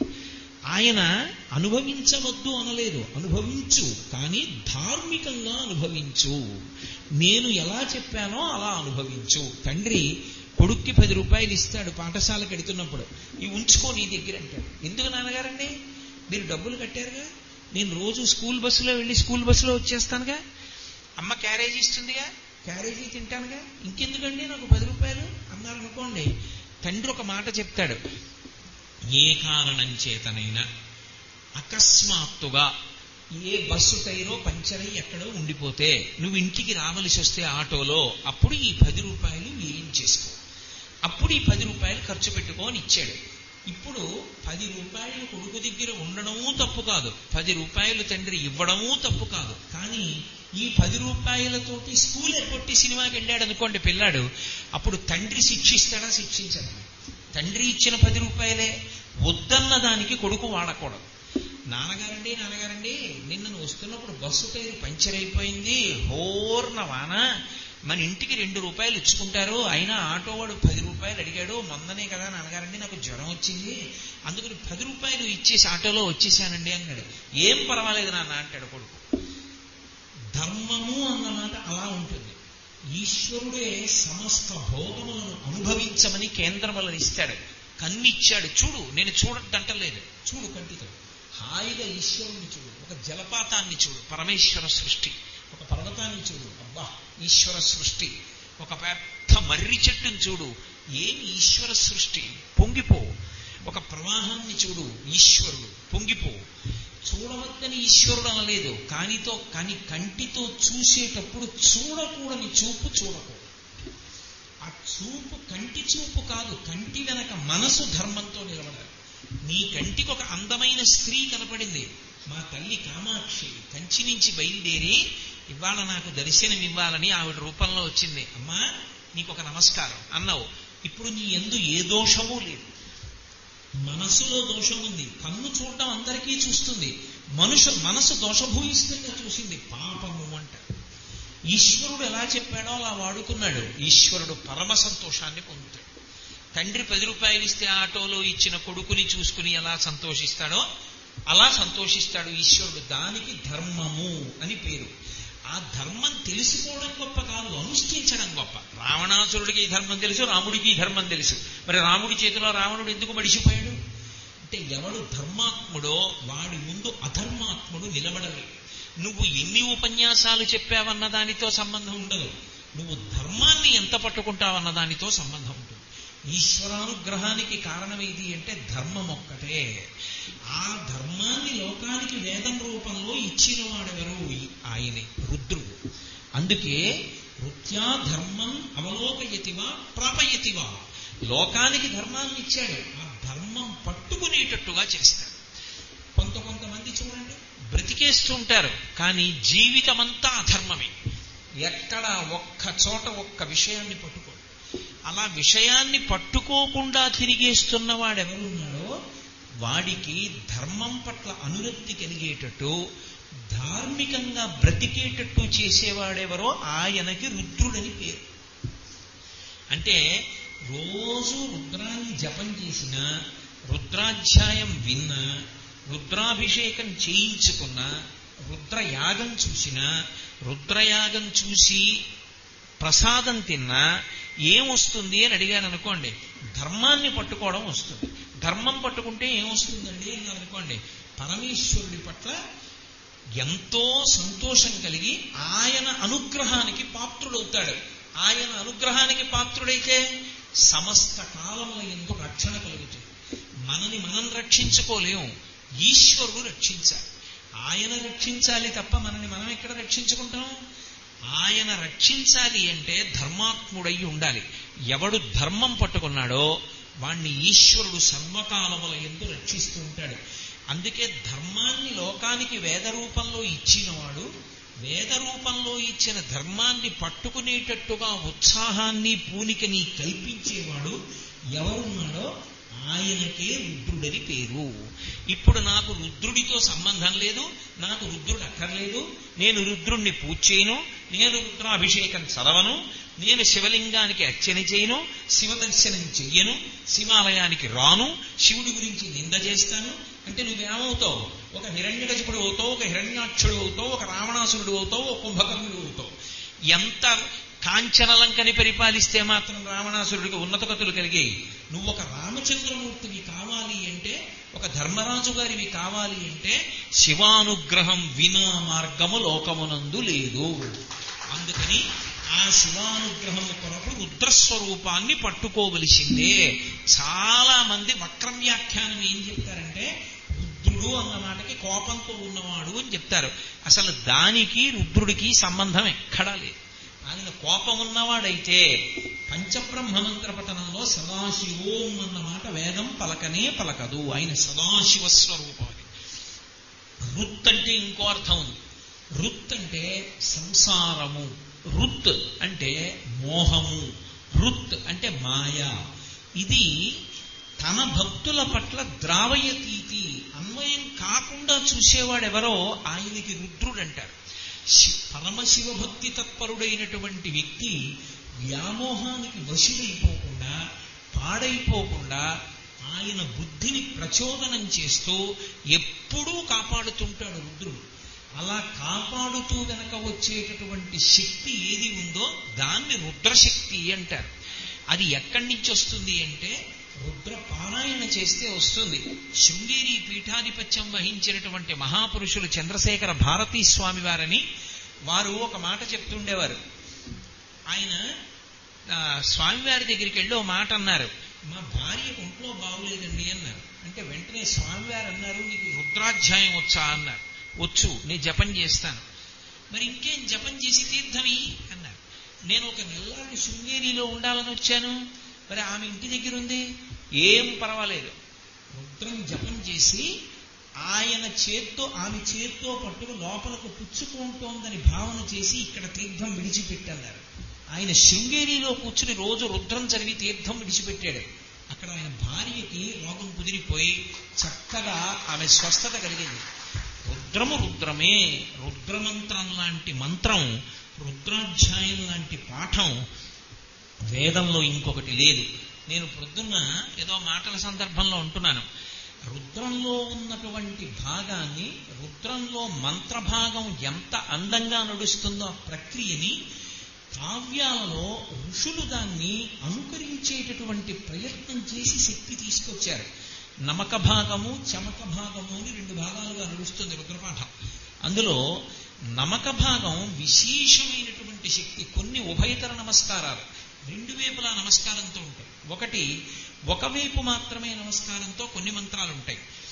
ఆ వాల్మీకి మహర్షి ఆదిత్య హృదయం చేసినప్పుడు సూర్య భగవానుడిని ఉద్దేశించి నమక పాఠం కొంత భాగాన్ని అనుకరించారు. అందుకే ఆదిత్య హృదయానికి అంత శక్తి వచ్చింది. నమ పూర్వాయ గిరయే పశ్చిమే గిరయే నమః జ్యోతిర్గణానాం పతయే దినాధిపతయే నమః అంటూ నమక పాఠాన్ని ఆదిత్య హృదయంలోకి తీసుకెళ్లి చూపించారు. నమక చమకాల లాంటి శక్తి, నమక చమకాల లాంటి అందం ఇంకా దేనికి లేదు. వేదంలో ఒక మాట చెప్పారు, రుద్రపాఠం చదివేవాడికి కూడా రుద్రపాఠం యొక్క అర్థం తెలియాలని నియమం లేదు. నేను నిజంగా ఒక మాట చెప్పాలంటే రుద్రపాఠం యొక్క అర్థం తెలుసుకుంటే వాడు ఋషి, అంత గొప్ప శక్తి. కానీ రుద్రపాఠానికి అంతటికీ అవతల ఆయనకి అర్థం తెలియాలా అంటే తెలియాలి అని నియమమేమీ లేదు. అది విస్ఫోటం. తెలిసో తెలియకో వెళ్ళి పెట్రోల్ డబ్బా దగ్గర అగ్నిహోత్రం వెలిగించాడు, అది భగ్గున మండిపోతుంది. రుద్రమంత్ర పఠనం జరుగుతుండగా ఆ ప్రాంగణంలో కూర్చుంటే చాలు ఆ శక్తి ఆవహిస్తుంది. శబ్ద తరంగముల యందు వెలువడుతుంది ఆ శక్తి. అది ఎంత దూరం వరకు వెళుతుందో అంత దూరం వరకు కాపాడుతుంది. కాబట్టి రుద్ర పాఠం అంత గొప్పది. ఆ రుద్ర పాఠంలోనే, అందుకే నేను మీతో ఈ మాట అన్నాను కాబట్టి ఇదే విషయాన్ని మీకు రుద్రశక్తిగా ఎలా అన్వయం అవుతుంది అన్నది ఒక విషయం చూపించే ప్రయత్నం చేస్తాను. అష్టమానువాకం అత్యంత శక్తివంతము అని నేను మీతో అన్నాను. అష్టమానువాక ప్రారంభం దేంతో అంటే నమ సోమాయ చ రుద్రాయ చ నమస్తామ్రాయ చ అరుణాయ చ అని మొదలు, నమ సోమాయ చ అని మొదలుపెట్టారు. స ఉమ సోమ, పార్వతీ సహితుడైనటువంటి పరమేశ్వరుడు. పార్వతీ సహితుడైన పరమేశ్వరుడు అన్నప్పుడు ఇక ధనస్సు పట్టుకున్నవాడు కాడు. పార్వతీ సహితుడైన పరమేశ్వరుడు ఉత్తర దిక్కుని చూస్తూ కూర్చుంటాడు. ఆయన యొక్క మూర్తి గురించి లింగ పురాణం చెప్పింది. మంగళాయత నందే వంయువానమతి మంగళం ఝాయే కల్పతరోర్మూలే సుఖాసీనం సహోమయా అని చెప్పింది. ఉత్తర దిక్కుని చూస్తూ కల్పవృక్షం కింద కూర్చుంటాడు. ఎడమ తొడ మీద పార్వతీదేవి కూర్చుని ఉంటుంది. ఆ మూర్తికి సోమ అని పేరు. స ఉమ, పార్వతీ సహితుడు. సోమ శబ్దం ఎప్పుడైనా సోమమూర్తిని ఒక్కసారి స్మరించిన, మనసులో నమస్కరించిన, ఆ పేరు ఉచ్చరించిన ఉత్తరక్షణం కలిగేటటువంటి ప్రయోజనమేమి అంటే రక్షణ. మీరు ఏ కోరికతో కూర్చున్నారో ఆ కోరిక ధార్మికమైతే, మీకు మంచిదైతే, అది మిమ్మల్ని వృద్ధిలోకి తీసుకొచ్చేదైతే తీర్చేస్తాడు. అలా కూర్చున్న మూర్తికి మంగళాయతన మూర్తి అని పిలుస్తుంది శైవాగమం. కాబట్టి నమ సోమాయచ రుద్రాయచ. సరే, ఆ సోముడే రుద్రుడు. రుద్రుడు అంటే కోపంతో ఉన్నవాడని మళ్ళీ చెప్పకూడదు. రుద్రుడు అంటే ధర్మ ప్రతిపాదన చేసేవాడు. నమ సోమాయచ రుద్రాయచ నమస్తామ్రాయచ అరుణాయచ. అద్భుతాన్ని ఆవిష్కరించిందండి రుద్రం. ఒకే సూర్యస్వరూపాన్ని రెండుగా చెప్పింది. తామ్రాయచ అరుణాయచ. తామ్రాయచ అన్న మాటకు అర్థం ఏంటంటే, సూర్యబింబం ఉదయించేటప్పుడు మొట్టమొదట మీరు చూస్తే ఆకాశం అనేటటువంటి స్త్రీ లలాటమునందు ఎర్రటి కుంకం పెడితే ఎలా ఉంటుందో అలా వస్తుంది బింబం. అందుకే భూమి మీద ఉండి చూస్తే అంటే నా ఉద్దేశం, భూమి మీద సూర్యోదయాన్ని చూస్తే సూర్యోదయం ఎప్పుడు సక్రమంగా తెలియదు. సముద్రపు ఒడ్డున నిలబడి సూర్యోదయాన్ని చూడాలి. సముద్రపు ఒడ్డున నిలబడి సూర్యోదయాన్ని చూస్తే ఆదిత్య హృదయం ఎంత గొప్పదో, రుద్రపాఠం ఎంత గొప్పదో అర్థమవుతుంది. సముద్రం ఆకాశం రెండూ కలిసిపోయినట్టుగా ఉంటుంది ఒక బిందువు. ఆ రెండూ కలిసిపోయినట్టు ఎక్కడుందో అక్కడ సముద్రంలోంచి పైకి తేలినట్టుగా వస్తాడు. పండు పైకి వస్తే ఎలా ఉంటుందో అలా వస్తుంది. వచ్చే ముందు గుర్తు ఏమిటంటే తామ్రబింబం వచ్చింది అంటారు. నమ సోమాయచ రుద్రాయచ నమస్తామ్రాయచ. ఆ బింబం వచ్చిందని గుర్తు ఏమిటంటే, తూర్పు నుంచి పశ్చిమం వరకు ఒక ఎర్రటి గీత పడుతుంది, ఒక సరళరేఖ. అది పడడం ఎక్కడ బాగా కనపడుతుంది అంటే సముద్రంలో కనపడుతుంది. ఆ బింబం ఎర్రటి ముద్ద కింద వస్తుంది కుంకంలాగా. అక్కడి నుంచి సముద్రం అంతా కూడా ఎర్రటి గీత ఒకటి పడుతుంది. అలలు కదులుతున్నప్పుడు కుంకం కలిసిపోయిన నీళ్లు కదులుతున్నట్టు, పక్కన నీలంగా ఉన్న నీళ్లు ఉన్నట్టు కనపడుతుంది. మిగిలిన సముద్రం అంతా నీలంగా ఉంటుంది. ఈ సార ఒక్కటి కుంకం కలిసిపోయిన నీళ్లల్లా పడుతుంది, అంత ఎరుపుతో వస్తుంది. సముద్రం అంతా ఎరుపుగీత పడి కొద్ది క్షణాలు మాత్రమే ఉంటుంది ఆ రూపం. మీరు ఇలా వెనక్కి తిరిగి చూస్తే ఎర్రటి లైట్ వేస్తే ఎర్ర కాంతి ఎలా వస్తుందో అలా పశ్చిమ దిక్కు వరకు పడుతుంది. అది అడ్డంగా ఏమైనా భవనాలు అవి ఉంటే వాటి మీద ఎరుపుతో ప్రకాశిస్తాయి అన్ని, అలా పడుతుంది. ఉద్యద్భాను సహస్రాభా చతుర్బాహు సమన్విత అనే అమ్మవారి రూపంలో ఉత్ ఆ పైకి లేస్తున్న బింబాన్ని చెప్పారు వ్యాసుల వారు. అది తామ్రాయచ, ఆ ఎరుపు బింబం. ఆ ఎరుపు బింబం ఉపాస్యయోగ్యం. ఆ ఎరుపు బింబమే పరమేశ్వరుడు. ఆ ఎరుపుతనంలోనే ఆరోగ్యకారకత్వం అంతా ఉంటుంది. ఎవరు ఆ బింబం ఏర్పడేటప్పటికే స్నానం చేసి వచ్చి నిలబడి నమస్కారం చేస్తాడో వాడికి సూర్యాంతర్గతమైన మూర్తిగా పరమశివుడు ఆరోగ్యాన్ని ఇస్తాడు. మంగళప్రదుడు కనుక సూర్యుడే శివుడు. అందుకే శంకరాచార్యులు వారు దక్షిణామూర్తి స్తోత్రం చేస్తూ భోరంభంశనలో నిలోంబర మహార్నాథో హిమాంసు పుమాన్ నిత్యాభాతి చరాచరాత్మకమిదం యస్యైవ ముఖ్యస్థకం నాణ్యత్కించన విద్యతే వివృశతాం యస్మాత్ పరస్మాద్విభో తస్మై శ్రీగురుమూర్తయే నమయిదం శ్రీ దక్షిణామూర్తయే అంటారు. అంతటా నిండిపోయినటువంటి చైతన్య స్వరూపుడుగా శివుణ్ణి పట్టుకోలేకపోతే 8 మూర్తులుగా శివుణ్ణి పట్టుకోవాలి. దాన్ని అష్టమూర్తి తత్వము అంటారు. అందుకే శివుడికి పూజ 8 నామాలతోటి. భవాయ దేవాయ నమః, సర్వాయ దేవాయ నమః, ఈశానాయ దేవాయ నమః, పశుపతే దేవాయ నమః, అలా 8 నామాలు చెప్తాం. అందులో కంచిలో పృథివీలింగం, జంబుకేశ్వరంలో జలలింగం, అరుణాచలంలో అగ్నిలింగం, చిదంబరంలో ఆకాశలింగం, శ్రీకాళహస్తిలో వాయులింగం, కోణార్కలో సూర్యలింగం, సీతాకుండంలో చంద్రలింగం, కాఠ్మండూలో యజమానలింగం. 8 శివుడే. కోణార్కలో సూర్యలింగం శివలింగం అయితే సూర్యబింబము శివుడే. అందుకే శంకరాచార్యుల వారు ఒక చోట గాయత్రీ స్వరూపంగా భర్గస్వరూపం ఎవరు అని అడిగారు. శివుడే అని చెప్పారు ఆయన. అసలు గాయత్రీ మంత్రానికి అంత శక్తి ఎక్కడిది అంటే భర్గస్వరూపం చేత. భర్గుడెవడు అంటే అజ్ఞాన దాహకత్వం చేస్తాడు. సుందరకాండ ప్రారంభంలో తతో రావణనీతాయ అన్నప్పుడు వా బీజాక్షరం గాయత్రీ మహామంత్రంలో ఆ వాకి అధిదేవత భర్గుడు. అందుకే సుందరకాండలో సముద్రం దాటుతున్నటువంటి హనుమ కథ విన్నా, ఆ హనుమ గురించి విన్నా అంత శక్తి ఎందుకు వస్తుంది అంటే భర్గస్వరూపంగా ఉన్నాడు అందులో హనుమ. అటువంటి ఆ భర్గస్వరూపం ఏది ఉన్నదో అది ఆరోగ్యకారకము, అది బ్రహ్మతేజస్సుకి కారణము, అది మంత్రశక్తి ఆవాహనకు కారణం. ఆ కాలమునకు ముందు అంటే ఆ ఎర్రటి బింబం తామ్రాయచ ఆ బింబం రావడానికి ముందే స్నానం చేసేసి అర్ఘ్యప్రదానం చేసి గాయత్రీ మహామంత్రాన్ని ఎవరు జపం చేస్తున్నాడో వాడు బ్రహ్మాస్త్ర ప్రయోగం చేసి కూర్చున్నవాడు అని గాయత్రీ మంత్ర వ్యాఖ్య. వెన్నుపాము నిటారుగా పెట్టి ఉచ్ఛ్వాస నిశ్వాసలు లేకుండా, ఇక వదలకూడదు, ఊపిరి పీల్చకూడదు, పీల్చిన దాన్ని కుంభకం చేసి 24 అక్షరాల్ని స్వరంతో చెప్తూ ఎవరు అర్ఘ్యం విడిచిపెడతాడో వాడు బ్రహ్మాస్త్ర ప్రయోగం చేసినట్టు.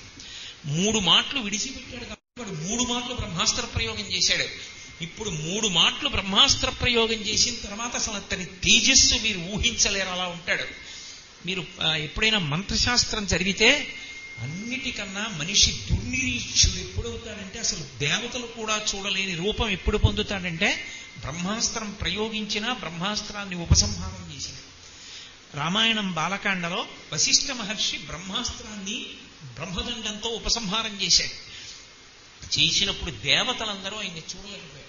విశ్వామిత్రుడంతటి వాడు ఏకేన బ్రహ్మదండేన సర్వాస్త్రాన్ని హతానమే దిగ్బలం క్షత్రియ బలం బ్రహ్మతేజో బలం బలం అంటాడు. అది వాతావరణమునందు ఒక ప్రత్యేక శక్తి ఉంటుంది. అందుకని వేదం దాన్ని అనుష్ఠాన సమయము అంది. ఆ సమయంలో కూర్చుని ఎవరు మంత్రం చేస్తారో బ్రహ్మచారి ప్రత్యేకం గాయత్రి నిలబడి చెయ్యాలి. ఆ సమయంలో నిలబడి ఆ గాయత్రి చేసిన ఉపదేశ మంత్రాన్ని తదేక దీక్షతో ఆ మంత్రాధిష్టాన దేవతా దర్శనం చేస్తూ చేసిన విస్ఫోటన శక్తి వస్తుంది. లోపల అంత మంత్రశక్తి ఆవహిస్తుంది. అంత గొప్ప కాలం అది. అందుకని లోకాన్ని అనుగ్రహించడానికి అనుష్ఠాన కాలముగా తామ్రబింబంగా వచ్చేవాడు ఎవరంటే ఆయనే. నమస్తామ్రాయచ అరుణాయచ. తామ్రబింబానికి అరుణబింబానికి తేడా వస్తుంది. ఎర్రటి మూర్తి కొద్ది క్షణాల్లో లేత ఎరుపు రంగులోకి వచ్చేస్తుంది. ఆ లేత ఎరుపు రంగులోకి వచ్చినప్పుడు మీరు సముద్రపు ఒడ్డున కూర్చుని ఎప్పుడైనా నేను అబద్ధం చెప్పాను అనుకుంటే చూడండి, సముద్రం మీద ఉన్నటువంటి ఎర్రటి చార చెరిగిపోతుంది, సముద్రం అంతా నీలంగా అయిపోతుంది. కానీ బింబం మాత్రం ఎర్రగా ఉంటుంది. మీరు మాంసనేత్రంతో చూడొచ్చు. అప్పుడు ఇంకా తర్వాత బంగారు రంగులోకి వస్తాడు. ఆ బంగారు రంగు చివరకు వచ్చేటప్పటికి ఇక దుర్నిరీక్షుడు, ఇక మీరు కంటితో చూడలేదు. ఇక కంటితో చూస్తే ఆ కన్ను వేరొక వస్తువుని చూడడానికి పనికిరాదు, కాసేపు దృష్టి మందగిస్తుంది. అంత దుర్నిరీక్షుడు ఉంటాడు. చూడడానికి యోగ్యమైన బింబం అంటే నేను కొన్ని బహిరంగ వేదిక మీద చెప్పకూడదని మంత్రశాస్త్ర భాగానికి సంబంధించిన ధ్యాన ప్రకరణం చెప్పట్లేదు, కానీ అసలు ఆ బింబాన్ని ఎలా చూసి ధ్యానం చెయ్యాలన్నది మంత్రశాస్త్రంలో పరమాద్భుతమైన విశేషంగా వర్ణిస్తారు రుద్రవ్యాఖ్యానానికి. కాబట్టి తామ్రాయచ అరుణాయచ, ఆయన ఎరుపు తగ్గిపోయింది అంటే అనుష్ఠాన శక్తిలో నువ్వు మంత్రం పూర్తి చేసేసి ఇక అగ్నికార్యం వైపుకి వెళ్ళిపోవాలని గుర్తు. బ్రాహ్మణ జీవితం అంటే ఆయనే కాలమునంతటినీ కూడా విశేష బలాన్ని సంతరించుకోవడానికి దైవానుగ్రహాన్ని పరిపుష్టం చేసేటటువంటి కాల విభాగం చేసే మూర్తిగా ఉంటాడు ఆ రుద్రుడే. నమస్తామ్రాయచ అరుణాయచ, ఆ విభాగాన్ని బట్టే అనుష్ఠానం. ఎవడు దానికి ముందు లేచి స్నానం చేసి కూర్చుని అనుష్ఠానం చేస్తున్నాడో వాడు ధన్యాత్ముడు. అలా లేవకపోతే ఏమవుతుంది అంటే కృతఘ్నఘ్నాయ దేవాయ జ్యోతిషాం పతయే నమః. తాను ఆ రూపంతో వస్తున్నా వినియోగించుకోలేదు కాబట్టి కృతఘ్నుడు కనుక వాణ్ణి శిక్షిస్తాడు ఈశ్వరుడు. కాబట్టి తామ్రాయచ అరుణాయచ, ఈ రుద్రుడే నిజమేనండి మీరు చెప్పారు బాగుంది, కానీ మాకెలా తెలుస్తాయి ఇవన్నీ ఆయన అలా ఉన్నాడని, అలా అనుష్ఠానం చేయాలని, అప్పుడు నించోవాలని, ఇప్పుడు కూర్చోవాలని, ఇప్పుడు అర్ఘ్యం ఇవ్వాలని, అర్ఘ్యం ఇవ్వడానికి అధికారం లేనివాడు సూర్యస్తోత్రం చేయాలని, ఇవన్నీ ఎలా తెలుస్తాయి అంటే అష్టమానువాకంలో ఒక మాట చెప్పారు రుద్రుడి గురించి చెప్తూ, నమ శంభవేచ మయోభవేచ అన్నారు. శంభవేచ అంటే సమస్త సుఖముల యందు, సుఖకారకముల యందు, సుఖ సాధనముల యందు సుఖానుభూతినిచ్చే రూపంగా ఉండేటటువంటి వాడు శివుడే. అంటే మీరు పట్టుకున్నారో లేదో, నేను చాలా ఆకలిగా ఉన్నాను, ఎదురుగుండా అన్నం పెట్టి నెయ్యేసి వంకాయ కూర సాత్వికంగా ఉండి అక్కడ పెట్టారు.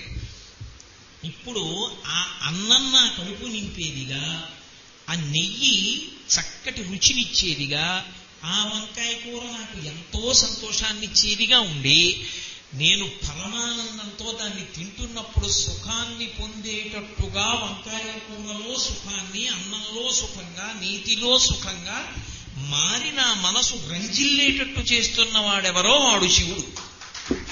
కాబట్టి శంభవేచ శంభావయతీతి ఇది శంభు. ఎక్కడెక్కడ ఏ సుఖం నీకు అనిపించినా సుఖంగా ఉన్నవాడు శివుడే. అయితే చిత్రం ఏంటో తెలుసా, ఆయన యందు ఒక లక్షణం ఉంది. కేవలం సుఖాల్ని ఇచ్చేటటువంటి వాడిగా ఉండిపోయాడు అంటే నీ యందు పరిపూర్ణానుగ్రహం ఉన్నవాడు కాడు. అప్పుడు కర్మక్షయం చేస్తాడు. గత జన్మలలో చేసుకున్న పుణ్యమో ఇప్పుడు చేసిన పుణ్యాన్నో సుఖాలుగా మార్చి అనుభవింపచేసేస్తూ ఉంటాడు. పోతోంది ఆ పుణ్యం అంతా. ఇప్పుడు ఎవడు ఆ సుఖాలన్నీ పొందుతూ అసలు ఇందులో సుఖం అన్నది ఎలా వచ్చింది, నేను ఎలా అనుభవిస్తున్నాను, ఎవడు ఇందులో ఉండి నన్ను సుఖపెడుతున్నవాడు, ఏ కారణానికి సుఖపెడుతున్నాడు, ఎవడా పరమాత్మ, ఆయన్ని చూడాలని తాపత్రం ఎవడు పొందాడో వాడికి మయోభవేచ, సుఖములయందు సుఖముగా ఉన్నటువంటి వాడెవడో వాడు దర్శనమిచ్చే ముందు ఈ విషయ సుఖముల ఎందుండేటటువంటి సుఖ లాలసని విరగొట్టేస్తాడు.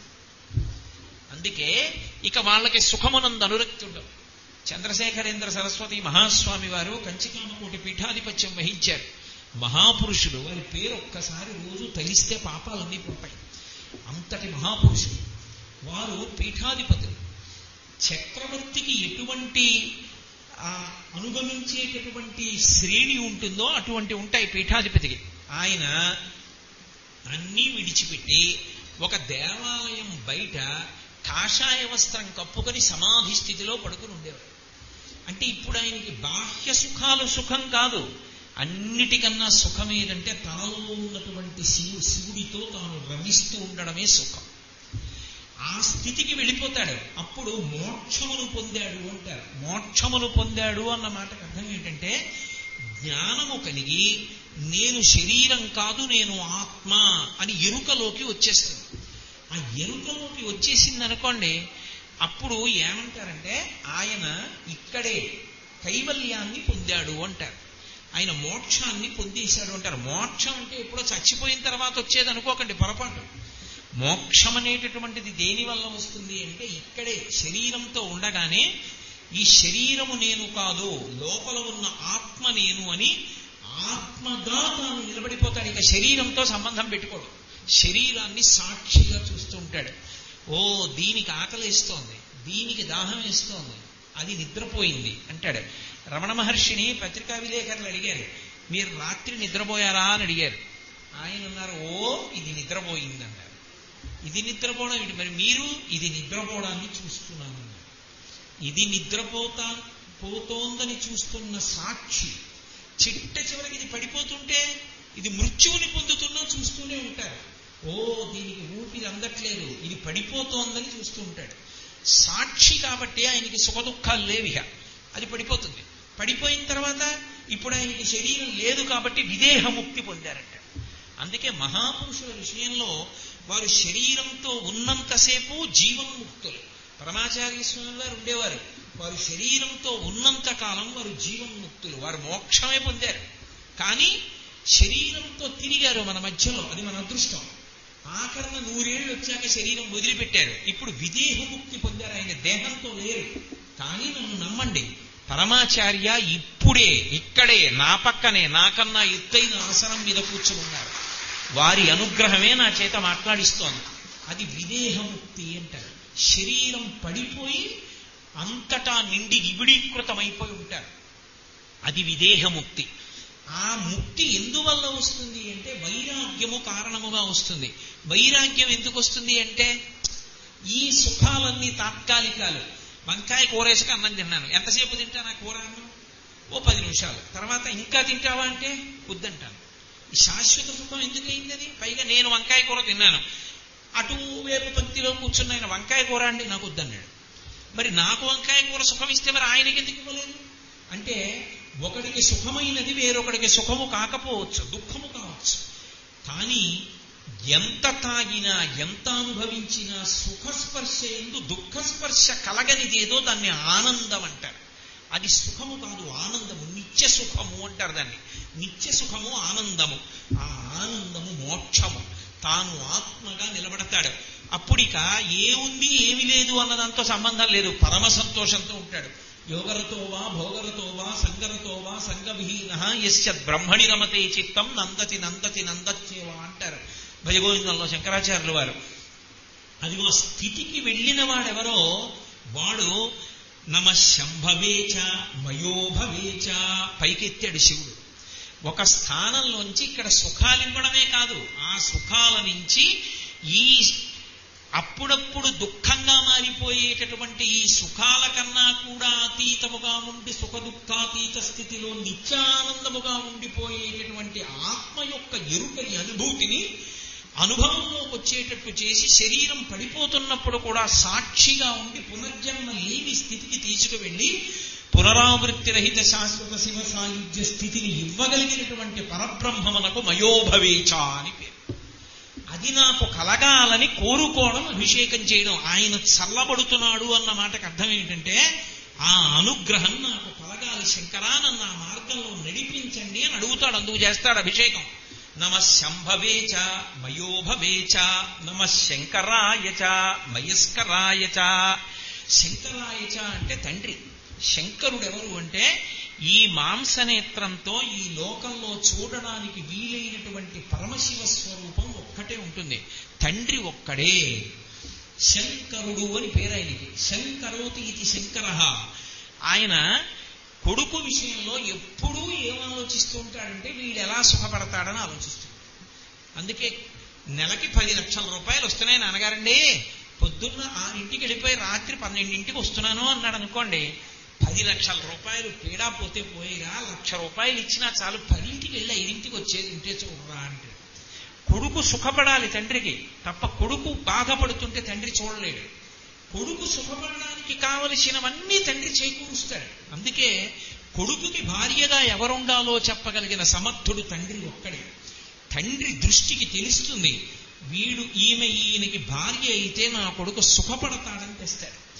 రామాయణంలో దశరథుడు చేశాడు కనుక రాముడు చేసుకున్నాడు. ఎందుకంటే తండ్రి తీర్పుకు ఎదురుండదు, శంకరుడై తీర్పునిస్తాడు. అందుకే ఈ దేశంలో వరుడు కానీ వధువు కానీ తన భార్యని తన భర్తని తాను చూసుకోకూడదు, తండ్రి చూస్తాడు. అది కారణం. శంకరాయచ. తండ్రి కన్నా సుఖం చూసేవాడు లోకంలో ఎవరుంటాడు? ఓ 2 ఆడపిల్లలు ఉన్నారనుకోండి, వాళ్ళకి మంచి వరుడు రావాలని, వాళ్ళకి వివాహం చెయ్యాలని కష్టపడి సంపాదించి ఆ డబ్బు తీసుకెళ్లి బ్యాంకులో వేసి ఓ ఫ్లాట్ కొని ఆ పిల్లలు సంతోషపడాలని, వాళ్ళు ఉన్నతిలోకి రావాలని, నిజంగా వాళ్ళకి మంచి భర్తలు వచ్చేసి వాళ్ళిద్దరూ కాపురానికి వెళ్ళిపోయాక మళ్ళీ అయ్యో ఆడపిల్లలు ఇద్దరు వెళ్ళిపోయారని దిగులు పెట్టుకుని కళ్ళు తుడుచుకుంటూ కూర్చునేవాడు ఆయనే. మళ్ళీ పోన్లే నా పిల్లలిద్దరూ సుఖపడుతున్నారు కదా అని మురిసిపోయేవాడు ఆయనే. తండ్రిని మించిన శంకరుడు ఉండడు లోకంలో. శంకరుడు ఎక్కడ ఉంటాడంటే తండ్రిలోనే ఉంటాడు. తండ్రికి నమస్కారం చేయడం అంటే శంకరుడికి నమస్కారం చేయడం. శంకరుడి పక్కన ఉండేది సా ఉమా కాబట్టి అమ్మకి నాన్నకి చేయడం, పార్వతీ పరమేశ్వరుడికి నమస్కారం చేయడం. కాబట్టి నమ శంకరాయచ. తండ్రి రూపంలో శివ మీరు ఈ లోకంలో తిరుగుతున్నారు. ఇప్పుడు ఇది అర్థం కాకుండా అభిషేకం చేస్తే ఉపయోగం ఏమైనా ఉంటుందా? ఉండి తీరుతుంది. అది మీరు అర్థం చేసుకోవాలి. ఇది మాకు తెలియదు కదండి, మరి అభిషేకం చేస్తున్నాం కదా, ఇంత ఫలితం వస్తుందా? ఇంతకన్నా ఎక్కువ ఫలితం వస్తుంది. ఎక్కడి నుంచి వస్తుందో తెలుసా? అర్థం అయ్యేట్టు చెయ్యడానికి ఆయన ఏం చేస్తారంటే, అందుకే పక్కనే మళ్ళీ ఉంటుంది నమ శంభవేచ మయోభవేచ నమ శంకరాయచ మయస్కరాయచ. మయస్కరుడంటే ఆచార్యుడు. తాను చదువుకుని తాను ఆచరించి తాను తరిస్తున్నవాడెవడో వాడే మళ్ళీ గురువుగా వచ్చి మీకు కూడా చెప్తాడు. ఆ గురువు రూపంలో వచ్చి శాస్త్రాన్ని ప్రబోధం చేసేటటువంటి వాడెవరున్నాడో ఆయన శివుడే. శివుడే వస్తాడు ఆ రూపంలో, ఎవరో రారు. అందుకని ఆచార్యుడెవరు? శివుడే. ఆ ఆచార్యుడు లేని నాడు అసలు అనుష్ఠానము తెలియదు. ఇది ఇందుకు చేస్తున్నామని తెలియదు, ఇది ఇందుకు చేయకూడదని తెలియదు. రుద్రం గురించి ఆచార్యుడి వలన విన్నారనుకోండి, అప్పుడు మరింత ప్రీతి ఏర్పడుతుంది. ఓ తప్పకుండా పట్టుకోవాలి, ఇంకా బాగా పట్టుకోవాలి, ఇంకా బాగా పట్టుకోవాలి, పూనికి ఏర్పడుతుంది. కాబట్టి శాస్త్రాన్ని చెప్పేటటువంటి ఆచార్య రూపంతో వచ్చి కేవలము ఇక్కడ భోగాలను అనుభవించడమే కాదు, ఇక్కడ భోగాలతో పాటుగా పైలోకాలలో స్థానాన్ని సంపాదించుకోవడానికి కావలసినటువంటి పుణ్యకర్మలు ఆచరించడానికి, పుణ్యకర్మల వలన చిత్తశుద్ధి కలిగి, చిత్తశుద్ధి వలన వైరాగ్యం ఏర్పడి, వైరాగ్యం వలన మోక్షం ఏర్పడేటట్టుగా మార్గము చేసి నీకు బోధ చేసి నీకు అనురక్తి కల్పించడానికి నీకు కాళ్ళు చేతులతో కనపడుతున్నవాడెవరో వాడెవరో కాదురా పరమశివుడు వచ్చాడు ఆ రూపంలో. కాబట్టి మయస్కరాయచ, అందుకే ఆచార్యునకు నమస్కారము పరమేశ్వరునకు నమస్కారమే. నేను అదే అన్నా రాఘవేంద్రారితో, మీరు యాగం చేస్తే నేను పూర్ణాహుతి ఎందుకు చేశానో తెలుసా? మీకు నా యందు గురుభావం ఉన్నది కనుక, అధికారం ఇచ్చింది కనుక శాస్త్రం చేశాను, లేకపోతే నేను చేసి ఉండేవాడిని కానని చెప్పాను. కాబట్టి మయస్కరాయచ. అయితే చిత్రం ఏమిటంటే, శివానుగ్రహం కలిగిందని దేని చేత గుర్తుపట్టవచ్చు అని. శివానుగ్రహం కలిగిందని గుర్తుపట్టడానికి అవకాశం ఇచ్చినటువంటి అనువాకం కనుక చమకంలోంచి ముందు దాన్ని తీసుకుంటారు. తీసుకుని శివలింగం మీద పువ్వు పెట్టి పొడి విభూతి వేసి మొదలుపెట్టమంది శ్రీవాగం. పొడి విభూతి వేసి అభిషేకం మొదలుపెట్టు అని. అలా మొదలు పెట్టే ముందు ఒక మాట చేత, శంచమే మయశ్చమే అనుకామశ్చమే కామశ్చమే సౌమనసశ్చమే భద్రంచమే అంటూ చెప్తారు అనువాకం. అది చెప్పేటప్పుడు కొన్ని మాటలు ఉంటాయి. ఇప్పుడు నేను అన్ని మాటలకి ఎక్కడ చెప్పగలను, వ్యాఖ్యానం అవుతుందా? కొన్ని నెలలు పట్టేటటువంటి విశేషం. ఎప్పుడో ఈశ్వరుడు అనుగ్రహిస్తే మా కాకినాడ అయ్యప్ప స్వామి ఊళ్ళో కూర్చొని చెప్తాను. కాబట్టి అందులో ఒక మాట అంటారు, సూషాచమే సుదినంచమే అంటారు. సుదినంచమే అన్న మాటకు అర్థం ఏంటో తెలుసా? అందుకే పక్కనే శయనంచమే ఉంటుంది. శయనంచమేకి సుదినంచమేకి ఏమిటి సంబంధం? శయనంచమే అన్న మాటకు అర్థం ఏంటంటే తలగడ, మంచం, పరుపు, దుప్పటి నాలుగింటిని కలిపితే శయనం అంటారు. దానంత దోషభూయిష్టమైన వస్తువు ఇక ప్రపంచంలో వేరొకటి లేదు. అన్నిటికన్నా దోషభూయిష్టమైన వస్తువు ఏది అంటే శయనం ఒకటే. పడక, మంచం అంత హీనపక్షం. అందుకే శరీరత్యాగం కూడా మంచం మీద చేయకూడదు, కింద పడుకోబెట్టేస్తారు శరీరత్యాగం చేసేటప్పుడు. ఆ మంచం మీద కానీ శరీరం విడిచిపెడితే మళ్ళీ దానికి చాలా అల్లరి ఉంటుంది, అందుకే కింద పడుకోబెడతారు. అంత అల్లరున్నటువంటి శయనాన్ని తీసుకొచ్చి శివుడితో కలపడం. మరి శయనంచమే అని దాన్ని ముందు తీసుకొచ్చి అభిషేకంలో చెప్తున్నారు, మరి దోషం కాదా అంటే మీరు ఒకటి గుర్తుపెట్టుకోవాలి. శయనంచమే అన్న మాటకు అర్థం కేవలం తలగడా, దుప్పటి, మంచము, పరుపు అని కాదు, భోగకారకము అని అర్థం. మంచం మీద ఏం చేస్తాం? పడుకుంటాం, విశ్రాంతి పొందుతాం. అమ్మయ్యా అంటాడు. మంచం మీద పడుకుంటే నిద్ర పట్టదు, మంచం మీద పడుకోవడం నిద్ర పట్టడానికి. తేడా మీరు పడుకున్నారా లేదో? అన్నం తింటే కడుపు నిండొచ్చు, మంచం మీద పడుకుంటే నిద్ర పడుతుందని నమ్మకం లేదు. మనసు స్థిమితంగా ఉండకపోతే నిద్ర పట్టదు. కానీ మంచం మీద పడుకోవడం ఎందుకంటే నిద్ర పట్టడం కోసం పడుకుంటాడు. మంచం మీద కూర్చొని ఇంకేమీ చేయకూడదనడానికి కారణం అదే. ఇప్పుడు నిద్రపోతే అశౌచ స్థితి, అలా పడుకున్నాడు. ఇప్పుడు నిద్ర యందు సమస్తమైన ఇంద్రియములు శక్తిని మళ్ళీ పొందాయి. రెండు, అది భోగకారకం. ఆ మాటని నేను ఇంకంతకన్నా వ్యాఖ్యానం చెయ్యక్కర్లేదు. అటువంటి మంచం ఏదుందో, మంచం దేనికి ప్రతినిధి అంటే నీకు కలిసొచ్చిన సమస్తానికి ప్రతినిధి. ఇప్పుడు నువ్వు కొత్త ఇల్లు కట్టుకున్నావు, ఆ కొత్త ఇంట్లోకి చాలా కొత్త వస్తువులు తెచ్చావు. ఇవన్నీ కలిపి ఏమిటంటే శివుడు నిన్ను అనుగ్రహించాడని గుర్తు. ప్రతి సోమవారం ఏ ఊళ్ళో ఉన్నా తెల్లవారేటప్పటికి ఒక శివాలయానికి వెళ్ళి అభిషేకం చేసుకుంటే కానీ కాఫీ కూడా తాగవు. గోపాలకృష్ణ గారు దెబ్బలాడినా కూడాను. అలా చెయ్యగా శివుడు అనుగ్రహించాడు. అనుగ్రహిస్తే ఓ మంచి ఇల్లు ఒకటి నువ్వు కట్టుకోగలిగావు. ఇప్పుడు ఆ ఇల్లు కట్టుకోవడం గొప్ప కాదు, ఆ ఇల్లు కట్టుకున్నటువంటి వాడు సూషాచమే. ఆ వాడికి శివానుగ్రహం పరిపుష్టమైందని దేని చేత లెక్క కట్టవచ్చు అని అడిగారు. వాడు ఆ ఇంటిని ఈశ్వర కార్యమునకు మొదట వెచ్చిస్తాడు. ఓ రుద్రయాగం చేసి అందులో వంటలు చేయిస్తాడు. ఓ రుద్రయాగం చేసి ఋత్విక్కులకి అందరికీ అందులో అన్నం పెడతాడు. అదంటే ఆయన కోరుకుంటే అయింది అనుకుంటున్నారేమో. శివానుగ్రహం కలిగింది కాబట్టి అయింది. అందుకే ఆ అనువాకంతో లెక్క తేల్చుకోమన్నారు. కలిగిందా లేదా లెక్క పెట్టాలంటే ఆ అనువాకం. అందుకే దాన్ని ముందుకు తీసుకొచ్చారు. శంచమే సమస్త సుఖాలు అక్కడే ఉన్నాయి కాబట్టి ఆ సుఖం నుంచి చిట్ట శివానుగ్రహం వరకు, వైరాగ్య సుఖం మోక్ష సుఖం వరకు అక్కడే ఉన్నాయి కాబట్టి అది సుదినంచమే. ఎక్కడ నువ్వు సంధ్యావందనం చేశావో ఆయన తామ్రాయిచ అరుణాయిచ, నువ్వు సంధ్యావందనం చేయో అభిషేకం చేయో, ఎందుకు నీకు అది ఉపయోగం ఏంటి? ఆయన తామ్రాయిచ అరుణాయిచ అయితే నీకు దాని వైభవం చెప్పే గురువు గారు ఒకరు ఉంటే మయస్కరాయిచ, ఆ మయస్కరాయిచ ఉంటే నువ్వు సూక్ష్మాచమే అనుష్ఠానంలోకి తీసుకొస్తే, శయనించమే బాహ్యమనందు భోగాలు వస్తే సుదివంచమే, నువ్వు దాన్ని ఈశ్వరుడు కొరకు మళ్ళీ వెచ్చించిన రోజు ఏదుందో ఆ రోజు నీకు శివానుగ్రహం పండిందని లెక్క పెట్టడానికి యోగ్యమైన రోజు అది సుదినంచమే. అది మంచి రోజు. కాబట్టి నేను 2-3 మంత్రాల్ని కలిపి చెప్పాను ఇప్పుడు మీకు. మీరు అలా అల్లగలిగితే, రుద్రంలోంచి మీరు తీయగలిగితే సమస్త వేద సారము రుద్రమునందు ఉంటుంది. సమస్త వేద సారం రుద్రాన్ని తిప్పి ఎటువైపు నుంచి ఏ మంత్రాన్ని ఏ మంత్రంతో కలపచ్చు అన్నారనుకోండి. శివస్థుతి అన్నారనుకోండి, కొన్నింటిని కలిపితే శివస్వరూప వ్యాఖ్యానం వచ్చేస్తుంది. యజ్ఞము అన్నారనుకోండి, చమకంలో ఉన్నటువంటి కొంత భాగాన్ని తీసి దాని గురించి వ్యాఖ్యానం చేస్తే మొత్తం యజ్ఞ స్వరూపం అంతా వచ్చేస్తుంది. అలాగే తరించుట అన్న మాట ఒకటి తీసుకున్నారనుకోండి, రుద్రంలోంచి తరించుట అన్న మాటని అన్వయం చేస్తే మొత్తం తరించే ప్రక్రియ వచ్చేస్తుంది. ఎందుకని నమస్తారాయచ, శివుడే తరింపచేయువాడు శివుడు. తరింపచేయువాడు శివుడు ఎలా అయ్యాడు? రామనామం కదా చెప్తుంటారు. మరి తారాయచ తరింపచేయువాడు అన్న మాటకు అర్థం ఏంటంటే దాటించువాడు అని. దాటించువాడు అంటే దేన్ని దాటిస్తాడు ఆయన? మధ్యలో ఏదో నదో సముద్రమో ఉంటే దాన్ని దాటి వెళ్ళిపోతే దాటిపోయాడండి అంటారు, తరించిపోయాడండి అంటారు. మనం దేన్ని తరించాలి? సంసారమును తరించాలి. సంసారం అంటే ఏమిటి? జనన మరణ స్వరూపమైనటువంటి పునరావృత్తికి సంసారం అని పేరు. సంసారము అంటే భార్యాబిడ్డలు కాదు. భార్యాబిడ్డలు బయట ఉంటారు. పిచ్చి అభిమానంతో లోపలికి చేరిపోతే సంసారం అవుతుంది. ధర్మంతో ఎక్కడ వరకు పట్టుకోవాలో అక్కడ వరకు పట్టుకుంటే అది సంసారం కాదు, వాళ్ళు ధర్మానికి ఉపకరణం. నా భార్య ఉందనుకోండి, నేను అవబృతం చెయ్యొచ్చు. నా భార్య ఉందనుకోండి, నేను పూర్ణాహుతి చెయ్యొచ్చు. భార్యాహీనుడనుకోండి, ఉత్తరీయం ఎడభుజం మీద కూడా వేయడానికి వీల్లేదు, కుడి భుజం మీద వెయ్యాలి. ఎందుకంటే 10 మంది గుర్తుపట్టాలి, ఈయన ఏ మంగళ కార్యానికి పనికిరాడు అని గుర్తు.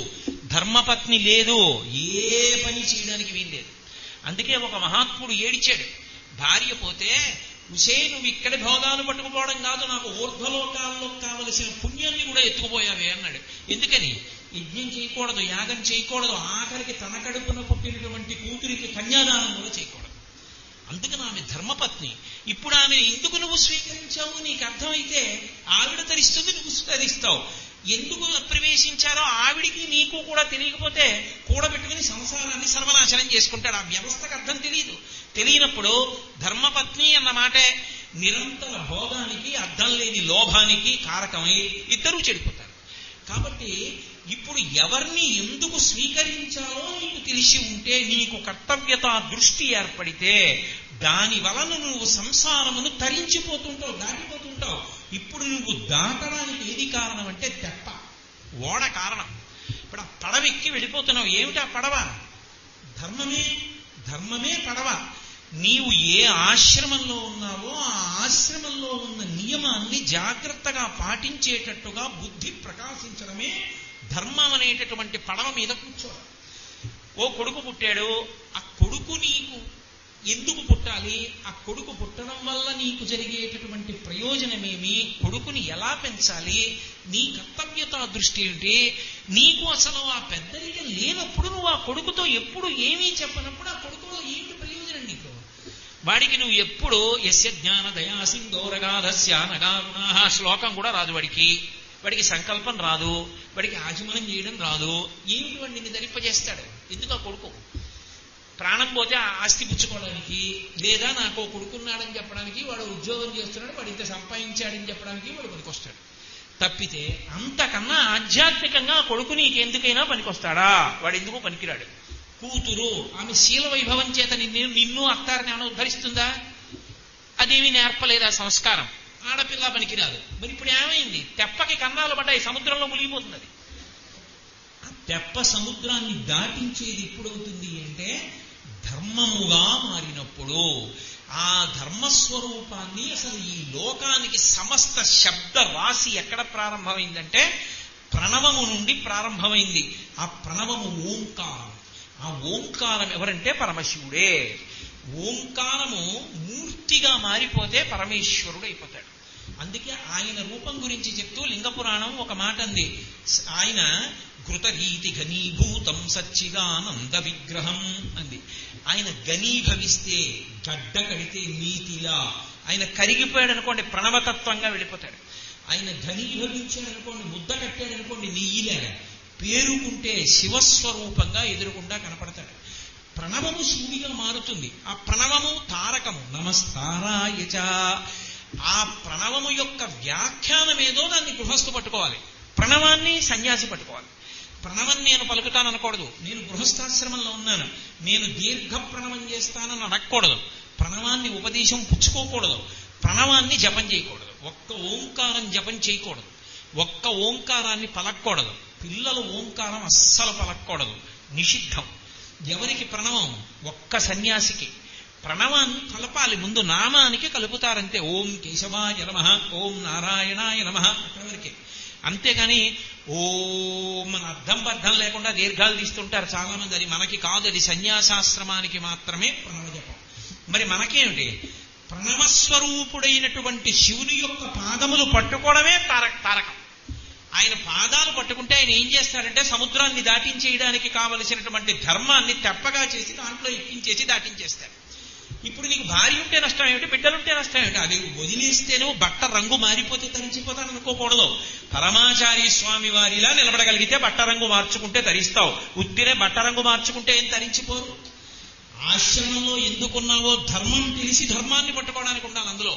అలా పట్టుకోవడం ప్రణవము యొక్క స్వరూపం అనేది. ప్రణవానికి వ్యాఖ్యానం. సమస్త శబ్ద రాశి ఎక్కడి నుంచి వచ్చిందంటే ప్రణవంలోంచే ఉత్పత్తి అయింది. ప్రణవం ఎక్కడి నుంచి వచ్చిందంటే పరమశివుడు ఢమరుకాన్ని మోగించినప్పుడు వచ్చింది. కాబట్టి ఇప్పుడు సమస్త వేదాలు, పురాణాలు, కావ్యాలు, వాంగ్మయం అన్నీ ఎక్కడి నుంచి వచ్చాయి? ప్రణవస్వరూపంగా వచ్చాయి. ఆ ప్రణవస్వరూపి పరమేశ్వరుడు. కాబట్టి నమస్తారాయచ. నువ్వు ఎలా తరిస్తావు అన్నది తెలుసుకోవాలంటే రుద్రానికి వ్యాఖ్యానం ఏ మంత్రాలకి తీసుకుని వ్యాఖ్యానం తెలుసుకోవాలో తెలుసుకుంటే అర్థమైపోతుంది. అందుకే ఇప్పటికీ రుద్రంలో కొన్ని ప్రత్యేక మంత్రాలతో కొన్ని పదార్థాలతో శివలింగాన్ని అభిషేకం చేసేటటువంటి ప్రక్రియ ఒకటి ఉంది. అయితే ఇప్పుడు నేను ఇవన్నీ సభాముఖంగా చెప్పేవి కావు. అందులో పరమ ప్రఖ్యాతమైన ప్రక్రియ ఏమిటి అంటే పంచగవ్యాభిషేకం అని చేస్తారు. కానీ ప్రక్రియ బాగా తెలియకుండా చేయకూడదు. అందులో ఇక కొబ్బరి నీళ్లు కూడా వాడరు. ఆవు పాలు, ఆవు పెరుగు, ఆవు నెయ్యి, గోమూత్రం, గోమయం 5 చేస్తారు. పంచగవ్యాభిషేకం చేస్తారు శివలింగానికి. శివలింగానికి ఏ పదార్థాలతో అభిషేకం చేస్తే శివానుగ్రహం ఎలా వచ్చి ఏ సుఖానికి కారకం అవుతుంది అని మళ్ళీ వ్యాఖ్యానం చేస్తే అది కామ్యాన్ని తీర్చేటటువంటి శక్తిని విస్ఫోటనం చేస్తుంది. నా దగ్గరికి ఒకప్పుడు ఒక ఆయన వచ్చాడు. ఆయన కోరిక పరమ సమంజసమైంది. ఆయన నన్ను ఒక ప్రత్యేకమైన కొన్ని కారణాలు చెప్పి నేను ఇల్లు కట్టుకోలేకపోతున్నానండి, ఏమిటో నా కర్మ, ఎక్కడా ఇల్లు కట్టుకోలేను, ఎందువల్ల అంటారు, నాకు ఎలా అని అడిగాడు. అప్పుడు నేను రుద్రాధ్యాయంలో ఏ మంత్రంతో అభిషేకం ఎలా చేస్తే ఆయన కోరిక తీరుతుందో చెప్పా. నా గొప్ప కాదు, ఆ రుద్రం గొప్పతనం. ఆయన నెల్లాళ్లలో నా దగ్గరికి వచ్చి నమస్కారం పెట్టి అయ్యా ఇల్లు కొనుక్కున్నానండి. అది పదార్థాన్ని ఏ మంత్రంతో ఎలా సమన్వయం చెయ్యాలి, ఎలా అభిషేకం చెయ్యాలి, ఎక్కడ శుద్ధ జలం వాడాలి, ఎక్కడ చేసేటప్పుడు పరమ తాదాత్మ్యతతో చెయ్యాలి, ఇది తెలిసి అభిషేకం చేస్తే శివలింగం ఎలా చల్లబడుతుందో అలా శక్తి విస్ఫోటనం చేసేస్తుంది. అందుకే అందుకే రుద్రాన్ని మించింది లేదు. నన్ను మీరు నమ్మండి, సభాముఖంగా చెప్పకూడదు కాబట్టి నేను చెప్పట్లేదు, కానీ మృత్యుముఖంలో ఎవరైనా ఉండి పెళ్లి ఆగిపోతుందని అనుమానం వస్తే ఒక ప్రత్యేకమైనటువంటి పద్ధతిలో శివలింగానికి అభిషేకం చేసి తీర్థం ఇస్తారు. అయిపోయే పర్యంతము పరమేశ్వరుడు వాళ్ళ ఆయుర్దాయాన్ని తీడు అట్టే పెట్టిస్తారు. వెంటిలేటర్ ఎటువంటిదో శివాభిషేకం ఒక ప్రత్యేక పదార్థంతో ఒక ప్రత్యేక ప్రక్రియలో చేసి చచ్చిపోతున్న వాళ్ళని ఆపుతారు శుభకార్యం అయిపోయే తెలిసే ఉంటుంది దత్తు. కాబట్టి ఉంది రుద్రం అంటే రుద్రమే, అంత శక్తివంతం. అందుకే అసలు ఒకరిని అడగవలసిన అవసరం లేకుండా చెయ్యవలసింది ఏది అంటే రుద్రాభిషేకమే. అది జీవితంలో ఒక అలవాటుగా మారిపోవాలి. కనీసం నెలకు ఒక్కసారైనా రుద్రాభిషేకం చేయించుకోవడం, నెలకి ఒక్కసారైనా పరమేశ్వరుణ్ణి స్తోత్రం చేసుకోవడం, ప్రతిరోజు శివాలయాన్ని దర్శనం చేయడం, శివనామం చెప్పుకోవడం, శివభక్తి తత్పరులై ఉండడం జీవితం యొక్క అభ్యున్నతికి కారకాలు. అన్నిటికన్నా భయంకరమైన శాపం ఎవరికైనా ఇవ్వాలి అనుకున్నప్పుడు మొదట ఉపయోగించే మాట ఏది వాడతారో తెలుసా? నీకు శివభక్తి నశించుగాక అంటారు. మొట్టమొదటి శాపవాక్యం ఏంటంటే నీకు శివభక్తి నశించుగాక అంటారు. ఎవరికి శివభక్తి ఉండదో వాడు జీవితంలో ఉన్నతిని పొందలేడు, దారులు మూసుకుపోతాయి. 2, నీ ఇంట జిల్లేడు చెట్టు పుట్టుగాక అంటారు. ఈ 2 భయంకరమైన శాపాలు. నీ ఇంట జిల్లేడు చెట్టు పుట్టుగాక అన్న మాటకు అర్థం ఏంటంటే బాహ్యమునందు సమస్త ఐశ్వర్యము నశించిపోతుంది. జిల్లేడు చెట్టు అందుకే ఇంట్లో ఉండనివ్వరు. జిల్లేడు చెట్టు పుడితే వెంటనే తీసేస్తారు. మీరు చూడండి, అన్ని ఇళ్ళు బాగుంటాయి. ఒక్కొక్క కాలనీలో ఒక ఇల్లు మొండి గోడలతో ఉంటుంది. అక్కడ ముందు మొలిచేవేవి అంటే జిల్లేడు చెట్లు లేస్తాయి. జిల్లేడు చెట్టు పుట్టింది అంటే ఐశ్వర్యం నశించిపోతుందని గుర్తు. నీ ఇంట జిల్లేడు చెట్లు పుట్టుగాక, దానికన్నా భయంకరమైన శాపం నీకు శివభక్తి కలుగకుండుగాక. అదే అనుగ్రహమైతే నీవు శివభక్తి తత్పరుడవగుదువుగాక, నీ ఇల్లు సమృద్ధిని పొందుగాక. ఈ 2 అనుగ్రహ వాక్యాలు. దాన్ని బట్టి శివభక్తి ఎంత గొప్పదో మీకు అర్థమవుతుంది.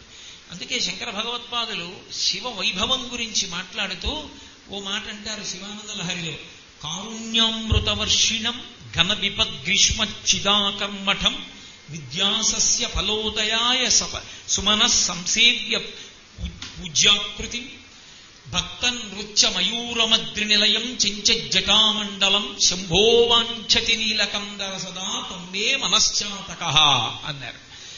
అసలు పరమాద్భుతమైనటువంటి శ్లోకం శివస్వరూపం గురించి చెప్తూ కారుణ్యామృతవర్షిణం. ఆ శ్లోకాన్ని మొదట భావన చేసినప్పుడు మేఘానికి అన్వయం అవుతుంది, మళ్ళీ అన్వయం చేస్తే శివుడికి అన్వయం అవుతుంది. కారుణ్యామృతవర్షిణం, పరమ కరుణతో వర్షాన్ని కురిపించేది మేఘం. కారుణ్యామృతవర్షిణం ధన విపద్గ్రీష్మచ్చిదాకర్మఠం. గ్రీష్మ ఋతువు అని వస్తుంది, ఇప్పుడు నడుస్తున్నది గ్రీష్మ ఋతువే. గ్రీష్మ ఋతువు విపరీతమైన వేడి, ఎక్కడ గడ్డి పరక కూడా ఉన్నదన్నీ మాడిపోతాయి. అటువంటి వేడి ఉక్కపోత నుంచి ఉపశమనమిచ్చేది ఏది అంటే మేఘం. వర్షం కురిపిస్తుంది, చల్లబడుతుంది. ఘన విపద్గ్రీష్మచ్చిదాకర్మఠం విద్యాసస్య ఫలోదయాయ సుమనః సంసేవ్యమిచ్ఛాకృతి. విద్యాసస్య, విద్యంటే తెలియబడేటట్టుగా అని ఒక అర్థం. ఆ వాన పడడం చేత మేఘం వచ్చి వర్షం కురిపించిన కారణం చేత ఎండిపోయిన మామిడి టెంక భూమిలో ఉంటే అది చెట్టుగా మారుతుంది, మారి కాయనిస్తుంది, పళ్ళిస్తుంది. ఎండిపోయినవన్నీ కూడా మళ్ళీ చిగురించి ఫలములను కాయలను ఇచ్చేటట్టుగా చెయ్యగలిగిన ఓ మేఘమా, విద్యాసస్య ఫలోదయాయ సుమనః సంసేవ్యమిచ్ఛాకృతి. సుమనస్కులు అని పేరు దేవతలకి. సుమనః, మంచి మనస్సున్నవారు అని కర్షకులకు పేరు. ఎందుకంటే 10 మందికి అన్నం పెడతారు కాబట్టి వ్యవసాయం చేసి. సుమనః సంసేవ్య, రైతు ఎప్పుడు మేఘం కోసం చూస్తుంటాడు, ఎప్పుడు మేఘం వస్తుందా అని. ఆ మేఘం రాగానే నాగలి పట్టుకుని బయలుదేరుతాడు. అందుకని సుమనః సంసేవ్యమిచ్ఛాకృతి, కావలసిన రూపాన్ని పొందుతుంది మేఘం. మీరు అలా చూస్తే నందీశ్వరుల్లో ఉంటుంది. ఇంకా కాసేపు అలా చూస్తే ఏదో భయంకరమైనటువంటి రాక్షసుల్లా మారిపోతుంది. ఇంకా కాసేపు చూస్తే సముద్రం దాటిపోతున్న హనుమలా మారిపోతుంది. మేఘం రకరకాల రూపాన్ని పొందుతుంది. అందుకని ఇచ్ఛాకృతి. నృత్యం భక్త మయూరమద్రి నిలయం, కొండ మీద ఉంటుంది మేఘం, కొండల నుంచి వస్తాయి. దాన్ని చూసి నెమళ్ళన్నీ కూడా క్రాంఖణం చేస్తూ నాట్యం చేస్తాయి మేఘాన్ని చూసి. కాబట్టి నృత్యంభక్త మయూర మద్రి నిలయం చెంచజటామండలం. మెరుపులతో ఉంటుంది మేఘం. మేఘం వచ్చింది అంటే మెరుపుతోటే ఉంటుంది. నీలతోయత మధ్యస్థ విద్యుల్లేకే భువాస్వర అన్నట్టుగాను. చెంచజటామండలం శంభోవాంఛతి నీలకందర సదా త్వమ్మే మనశ్చాతక. ఇప్పుడు ఆఖరి పాదాన్ని పట్టుకుని శ్లోకం తిప్పండి, మొత్తం శ్లోకం మారిపోతుంది. శంభోవాంఛతి నీలకంధర. నీలకంధర అంటే నల్లనైన మేఘమా అని. శంభోవాంఛతి నీలకంధర. నల్లనైన కంఠమున్నటువంటి శంభుమూర్తివైన ఓ పరమశివ, నేను చాతక పక్షినై ఉన్నాను. లోకంలో ఏ ప్రాణి అయినా సరే దాహం వేస్తే నీళ్లు తాగి కడుపు నింపుకుంటుంది. ఒక్క మేఘం నుంచి పడిన వర్షం పడితే తప్ప కడుపు నిండనటువంటిది, దాహం తీరనిది, ప్రాణం పోయేది ఒకే ఒక పక్షి, చాతక పక్షి. చాతక పక్షికి కంఠానికి ఇక్కడ కన్నం ఉంటుంది. మనం ఏదైనా పెడితే అది మింగినా ఈ కన్నంలోంచి కింద పడిపోతుంది. అందుకని దాని కడుపులోకి వెళ్ళదు. పోని ఆ కన్నం దాటేటట్టుగా మనం ఏమైనా పోద్దామా అంటే అసలు అలా పొయ్యడానికి వీలుగా దాని శరీరపు అమరిక ఉండదు. అందుకని మనం పొయ్యలేము. దానికి ఒకే ఒక్క సాధనం ఏంటంటే అది ఆకాశంలో తిరుగుతూ మేఘం కోసం చూస్తూ ఉంటుంది. ఆ నల్ల మబ్బు రాగానే సంతోషంగా దాని దగ్గరికి వెళ్ళి తిరగబడి ఎగురుతుంది. ఇలా కంఠం పెట్టి ఎగురుతుంది. ఆ వర్ష బిందువులు దాని కంఠంలో పడితే ఒక్క మేఘం నుంచి పడుతున్న వర్ష బిందువులు దాని కడుపులోకి ఎడతాయి. దాన్ని తాగుతుంది. అందుకే మేఘం కోసం ఎదురు చూసే పక్షి ఏది అంటే చాతక పక్షి అని పౌరాణిక వాంగ్మయం. శంకరాచార్యులు వారు అంటారు, శంభోవాంఛతి నీలకందర సదా త్వమ్మే మనశ్చాతక. ఓ శివ, నువ్వు మేఘానివే. ఆ మేఘం ఎటువంటిదో నువ్వు పెద్ద మేఘానివి. ఆ మేఘం నుంచి పడేటటువంటి వర్షం జలం. పరమశివుడనేటటువంటి మేఘంలోంచి పడేటటువంటి వర్షం కారుణ్యామృతవర్షిణం. కరుణ, దయని వర్షిస్తాడు ఆయన. అందుకే యోగ్యతాయోగ్యతలని కూడా చూడడం. శివ అంటే చాలు పొంగిపోతాడంతే. భోళాశంకరుడని పేరు. చిత్తశుద్ధితో పిలిస్తే చాలు పలుకుతాడు. అలా పలకగలిగిన వాడివి కాబట్టి కారుణ్యామృతవర్షిణం, దయని వర్షిస్తావు ఈశ్వరానుడు. ఆ దయని వర్షించేటటువంటి వాడు శివుడు. నీటిని వర్షించేది మేఘం. కారుణ్యామృతవర్షిణం ఘన విపద్గ్రీష్మచ్చిదాకర్మఠం. ధనమైనటువంటి విపత్తు, మామూలు విపత్తు కాదు. విపత్తు అంటే ఆపద. ఆపద అన్న మాటకి అర్థం జాగ్రత్తగా అర్థం చేసుకోవాలి. ఆపద అని దేన్ని పిలుస్తారంటే దేనిని మన బుద్ధి చేత తప్పించుకోలేమో దానిని ఆపద అని పిలుస్తారు. ఏదో నేను ఇవాళ పేపర్లో చదివాను, షిరిడీ వెడుతున్నటువంటి బస్సు పడిపోయింది, చాలా మంది మరణించారు అని. డ్రైవర్ బతుకున్నాడు. ఎందుకు పడిపోయింది బస్సు అని అడిగాడు. ఆయన అన్నాడు, అది ఒక వంతెన మీదకి ఎక్కుతున్నాను, అవతల నుంచి వస్తున్నటువంటి వాహనం యొక్క కాంతి విపరీతంగా ఉంది, నాకు కళ్ళు బైర్లు కమ్మాయి. ఎడం పక్కకి తిప్పుదామని తిప్పాను, కానీ ఆ వంతెన ఇరుగ్గా ఉంది, ఇక మార్గం లేదని నాకు అర్థమయ్యే లోపలే దిగిపోయింది బస్సు. మళ్ళీ కుడి పక్కకి తిప్పాను, కానీ ఎక్కలేదు బస్సు. 40 అడుగుల లోతైన లోయలోకి పడిపోయింది. అప్పుడు ఒక్కసారి చక్రాలు కిందకి వెళ్ళడం జరిగిన తర్వాత ఇంత నడపగలిగిన శక్తి ఉన్న డ్రైవర్ గాని, అందులో కూర్చున్న ఇంతమంది ఇంజనీర్లు కానీ ఆ బస్సుని ఇంక ఎక్కించగలిగారా? ఇక ఎక్కించలేరు. ఎంత పెద్ద పెద్ద విద్యావంతులైనా, ఎంత నిష్ణాతులైనా, ఏది ఈశ్వర శాసనమైన తరువాత తప్పించుకోలేమో దానికి ఆపద అని పేరు. అది ఈశ్వరుడు ఇస్తుంటాడు కాలమనందు. కాలోహి బలవాంకర్త సతతం సుఖదుఃఖయో నరాణాం పరతంత్రాణం పుణ్యపాపానుయోగత అంటాడు వ్యాసుడు. గతంలో చేసుకున్నటువంటి పాపపుణ్యములకు పరతంత్రుడై పరమేశ్వరుడు ఇచ్చినటువంటి కాలరూపమునందు సుఖదుఖములను మనుష్యుడు అనుభవించవలసిందే తప్ప తప్పుకోవడానికి మార్గం లేదంటాడు. ఆ ఆపదని తప్పించగలిగిన వాడు ఎవరంటే మళ్ళీ పరమేశ్వరుడు ఒక్కడే. ఎవరి పట్ల ఆయనకి అనుగ్రహం కలిగిందో వాళ్ళని ఉద్ధరించగలిగిన వాడు కూడా మళ్ళీ ఆయనే. శివుడొక్కడే ఎత్తగలడు. ఆయనకు ఆ శక్తి ఉంది. ఆపద వస్తోందని నీకు తెలియదు, ఆపద తప్పిందని కూడా నీకు తెలియదు. అది విచిత్రం. శివానుగ్రహమునందుండే లక్షణం ఏమిటంటే అంత ప్రమాదం నుంచి తప్పుకున్నామని నీకు తెలియదు అసలు. ఇదే బస్సు కుడి పక్కకి స్టీరింగ్ తిప్పినప్పుడు మళ్ళీ ఎక్కేసింది అనుకోండి, ఏమంటారు? నేను మీతో గొప్ప కోసం కాదు, ఒక మాట చెప్తున్నాను. నేను ఒకసారి భద్రాచలం పెడుతున్నా, గోపాలకృష్ణ గారికి కూడా తెలియదు, హడిలిపోతారని చెప్పలేదు నేను. ముందు 3 రోజులు విశేషమైనటువంటి వానలు పడ్డాయి. భద్రాచలం బయలుదేరి మారేడుమల్లి రోడ్లో వెళ్తున్నప్పుడు ఆ భద్రాచలం దాటి మణుగూరు అని అక్కడ ఉపన్యాసాలు చెప్పాలి నేను.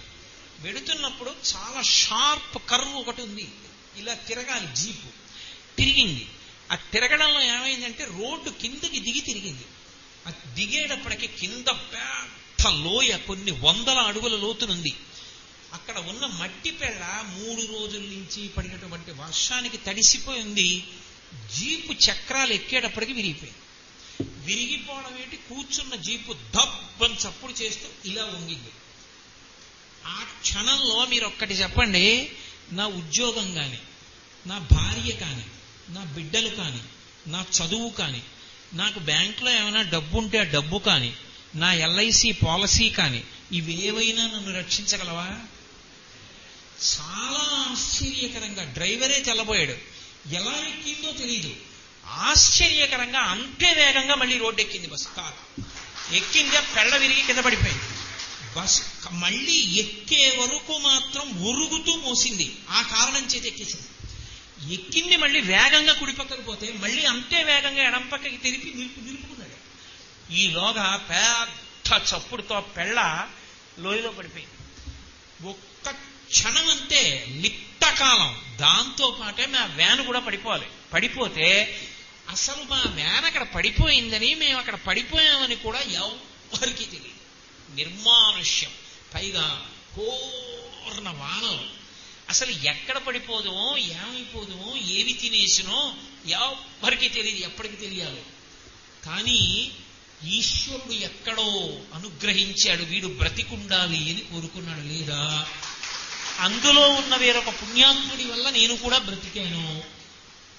మళ్ళీ వ్యాను పైకెక్కింది కాబట్టి ఇవాళ మీ దగ్గరికి వచ్చి పూర్ణాహుతి చేసి అవబృధం చేసి మీకు ఉపన్యాసం చెప్తున్నాను. కాబట్టి ఆపద అన్న మాట ఎండించేస్తుంది, ఇక మళ్ళీ మొలకుండదు, ఏమీ ఉండదు. ఇక సర్వాన్ని ఎండిపోయేటట్టు చేసేస్తుంది. అదే శంకరాచార్యుల వారి మాటలకున్న ప్రజ్ఞ. గ్రీష్మచ్చిదాకర్మఠం అన్నారు. అది ఘన విపత్, చాలా భయంకరమైన ఆపద. అంత భయంకరమైన ఆపద వస్తోందని నీకు తెలియదు, ఆ ఆపద తప్పిపోయిందని నీకు తెలియదు. ఒక్కొక్కసారి అంత చమత్కారంగా ఉంటుంది. లేక లేక లేక లేక పుట్టినటువంటి పిల్లాడు ఆడుకుంటున్నాడు, యజమాని ఎక్కడో ఉన్నాడు, బ్రహ్మాండమైనటువంటి త్రాచుపం వచ్చింది. పిల్లాడు ఆడుకుంటుంటే పిల్లాడి పొట్టమించి పాకుతూ వెళ్ళిపోయింది. ఇప్పుడు అక్కడికో త్రాచుపం వచ్చిందని, వాడి పొట్టమించి ఎక్కి వెళ్ళిపోయిందని, నువ్వు ఆ పిల్లాడు దక్కాడని నీకు తెలుసా? నీకు తెలియదు. కానీ ఆ పాము వచ్చి కరవకుండా వాడు ఏడుస్తాడు రా, వాడు నా భక్తుడని చెప్పి మీద నుంచి ఎక్కడమే తప్ప పిల్లాన్ని కరవకుండా శాసించి కాపాడిన వాడు పరమశివుడు. అది నీకు తెలియక్కర్లేదు కూడా. ఆపద ఎలా తెలియదో, ఆపద నుంచి గట్టెక్కడం ఒక్కొక్కసారి తెలియదు కూడా. నేను ఇలా ఎక్కానని కూడా తెలియదు. ఇప్పుడు ఆ షిరిడీ బస్సులో నిద్రలో ఉన్న వాళ్ళే పరమేశ్వరానుగ్రహం అంటే, నేను వాళ్ళని తప్పు ఎంత మాత్రం చేయట్లేదు. ఈశ్వరుడు అనుగ్రహించి ఉంటే ఎంత బాగుండేదో అని ఓ ప్రార్థన చేస్తున్నానంతే.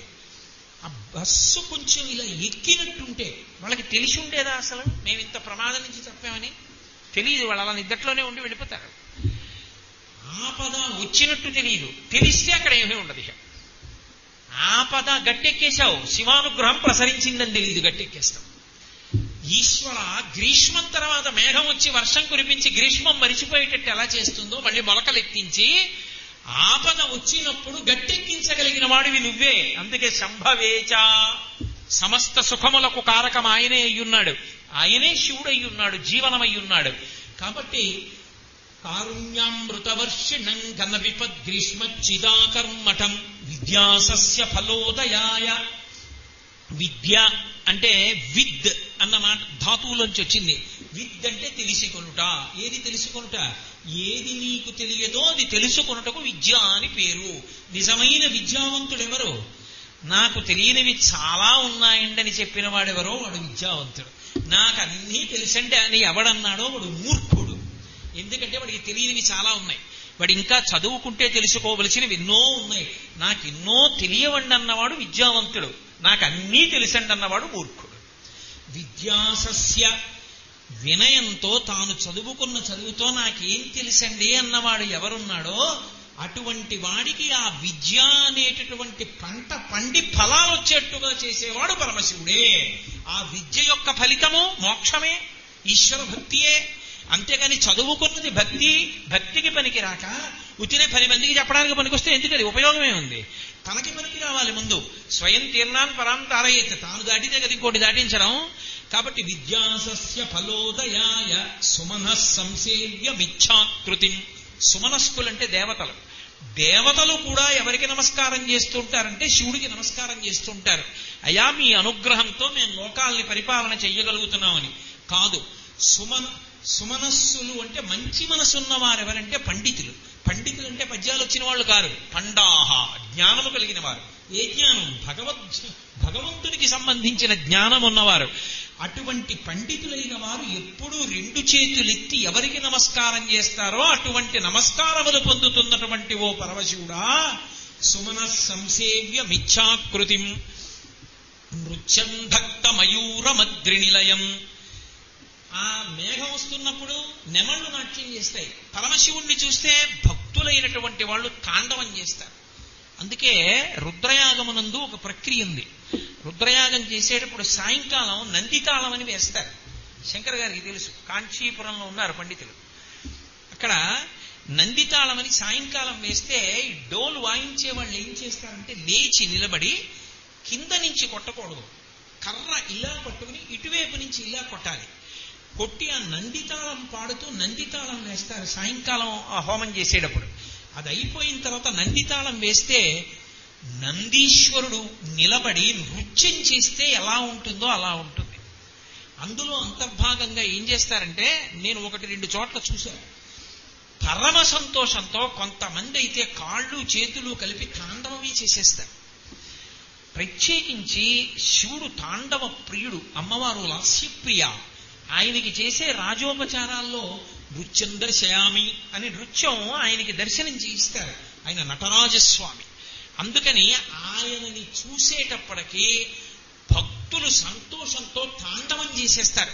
నెమలి ఎలా తాండవం చేస్తుందో అలా తాండవం చేస్తారు. నృత్యం భక్త మయూరమద్రినిలయం చించజటామండలం. మేఘానికి మెరుపులుంటాయి, శివుడికి మెరిసిపోతున్నటువంటి జుట్టు కదులుతూ ఉంటుంది. అది చించజట కదులుతుంటుంది ఆ జుట్టు. ఆయన తనలో తాను రమిస్తూ ఇలా కూర్చున్నాడు అనుకోండి, ఆ జుట్టు కొప్పు కట్టేసుకుంటాడు. అది వేరు, తనలో తాను రమిస్తున్న శివస్వరూపం. అలా కాదు, తాండవం చేస్తున్న వాడెవరో వాడు నిర్వాహకుడు, వాడి పరిపాలకుడు, వాడు రక్షణ చేస్తుంటాడు. అటువంటి శివుడు నృత్యం చేసేటప్పుడు జుట్టు కదలడంలో ఒక విశేషం ఉంటుంది. నేను పెద్ద జుట్టు పెంచి ఇలా అన్నాను అనుకోండి, నా జుట్టు అంతా ఇలా పెడుతుంది. ఇలా అన్నాను అనుకోండి, జుట్టు అంతా ఇట్లా వస్తుంది. నటరాజస్వామి ఎంత వేగంగా తల తిప్పుతారంటే, ఆయన ఇలా అన్నప్పుడు ఇటువైపు జుట్టు ఇలా పెడతాయి. ఈ జుట్టు ఇలా పడే లోపల ఆయన ఇలా తిప్పితే ఈ జుట్టు ఇలా విచ్చుకుంటుంది. ఆయన ఇలా తిప్పితే ఈ జుట్టు ఇటు, ఈ జుట్టు ఇటు రాదు, ఇది ఇటు ఇది ఇటే ఉంటుంది. ఇలా అంటే ఎంత వేగంగా కలుపుతాడో చూడండి. అందుకే మీరు నటరాజస్వామి మూర్తిని చూస్తే ఈ జుట్టు ఇలా ఉంటుంది, ఈ జుట్టు ఇలా ఉంటుంది. అంత వేగంగా కదుపుతాడు. అనోర నీయాం మహతో మహీయాం, అంతటా నిండిన శివస్వరూపం అది. అంత వేగంగా కదిలేవాడు ఎవరున్నాడో వాడు నటరాజు. ఆ కదిపేటప్పుడు అంత వేగంగా కదుపుతున్నాడు, ఏదో పళ్ళు పిగబట్టి కదపడు, చిరునవ్వుతో కదుపుతాడు. చిరునవ్వుతో అంత వేగంగా కదలడం అసంభవం. అందుకే విదేశీయులు మన దేశం నుంచి ఎప్పుడూ ఎత్తుకుపోయే మూర్తులు ఏమంటే నటరాజమూర్తులు ఎత్తుకుపోతుంటారు. వాళ్ళకి అసలు ఆశ్చర్యంగా ఉంటుంది, ఇలా ఎలా కదులుతాడు రా ఈయన అంటారు. ఆ జుట్టు చూసి, ఆ నవ్వు చూసి, ఆ మూర్తిని చూసి. అద్భుతం నటరాజ స్వరూపం శివస్వరూపంలో. అది త్రిమూర్త్యాత్మకం నటరాజు. ఆ ఢమరుకంలోంచి సృష్టి, ఆ చిరునవ్వులో విష్ణువు స్థితికారుడు, అగ్నిహోత్రంలో లయకారుడు, 3 మూర్తులు తానై ఉంటాడు అక్కడ. అటువంటి శివతాండవం ఏదుందో ఆ తాండవం చూస్తుంటే ఖాళీగా ఎవరు ఉండరు, ఆయనతో పాటుగా ఆయనకి ఏదో ఒకటి చేస్తూ ఉంటారు. దేవతలందరూ ప్రదోష వేళలో శివతాండవం జరుగుతుంటే కొంతమంది డప్పులు కొడతారు, కొంతమంది ఏదో తాళం వేస్తారు, కొంతమంది వీణ వాయిస్తారు. ఎవరు చెయ్యగలిగినది వాళ్ళు చేస్తారు. చెయ్యని వాళ్ళిద్దరే, పతంజలి వ్యాఘ్రపాదుడు. వీళ్ళిద్దరూ మాత్రం తాండవం చూస్తూ అలా నిలబడతారు. ఆ చూడడంలో కారణం ఏంటంటే, ఎందుకు వాళ్ళు అలా చూస్తుంటారంటే, వాళ్ళు ఒక ఆయనకి కింద పులి శరీరం, ఒక ఆయనకి పావు శరీరం, పతంజలి వ్యాఘ్రపాదుడు. కాబట్టి అటువంటి తాండవం చేసేటటువంటి శివుణ్ణి చూస్తే తాండవం చేసేటటువంటి భక్తుల వలె నృత్యం భక్త మయూర మద్రి నిలయం. మేఘం కొండ మీద ఉంటుంది, పరమశివుడు కైలాస పర్వతం మీద ఉంటాడు. అందులో రెండింటికి సమానం. కైలాస పర్వతం మీద ఉండి నువ్వు తాండవం చేస్తున్నప్పుడు నీ చుట్టూ ఉండేటటువంటి భక్తగణాలన్నీ కూడా తాండవం చేస్తుండగా మురిసిపోయేటటువంటి స్వరూపమున్న ఓ శంకరా, నృత్యం భక్త మయూర మద్రి నిలయం చించజ్జటామండలం. ఆ జుత్తు అలా కదులుతుంది. ఆ జుత్తు కదలడంలో ఒక లక్షణం ఉంది. మనకి శివ రుద్రపాఠంలోనే ఒక మాట ఉంటుంది, నమ తపద్దినీచ వ్యుక్తకేశాయచ అని. అసలు శంకరుడి యొక్క జుత్తుని ఆధారం చేసుకుని ఆయన ఎంత వైభవ ప్రకటనం చేశాడో తెలుస్తుంది. అదేం మామూలుగా ఉండదు. లోకంలో ఏ దేవతలైనా సరే కిరీటం పెట్టుకుంటారు. కిరీటం పెట్టుకోని దేవతా సార్వభౌముడు పరమశివుడు ఒకడే. దేవతలకి సార్వభౌముడైన.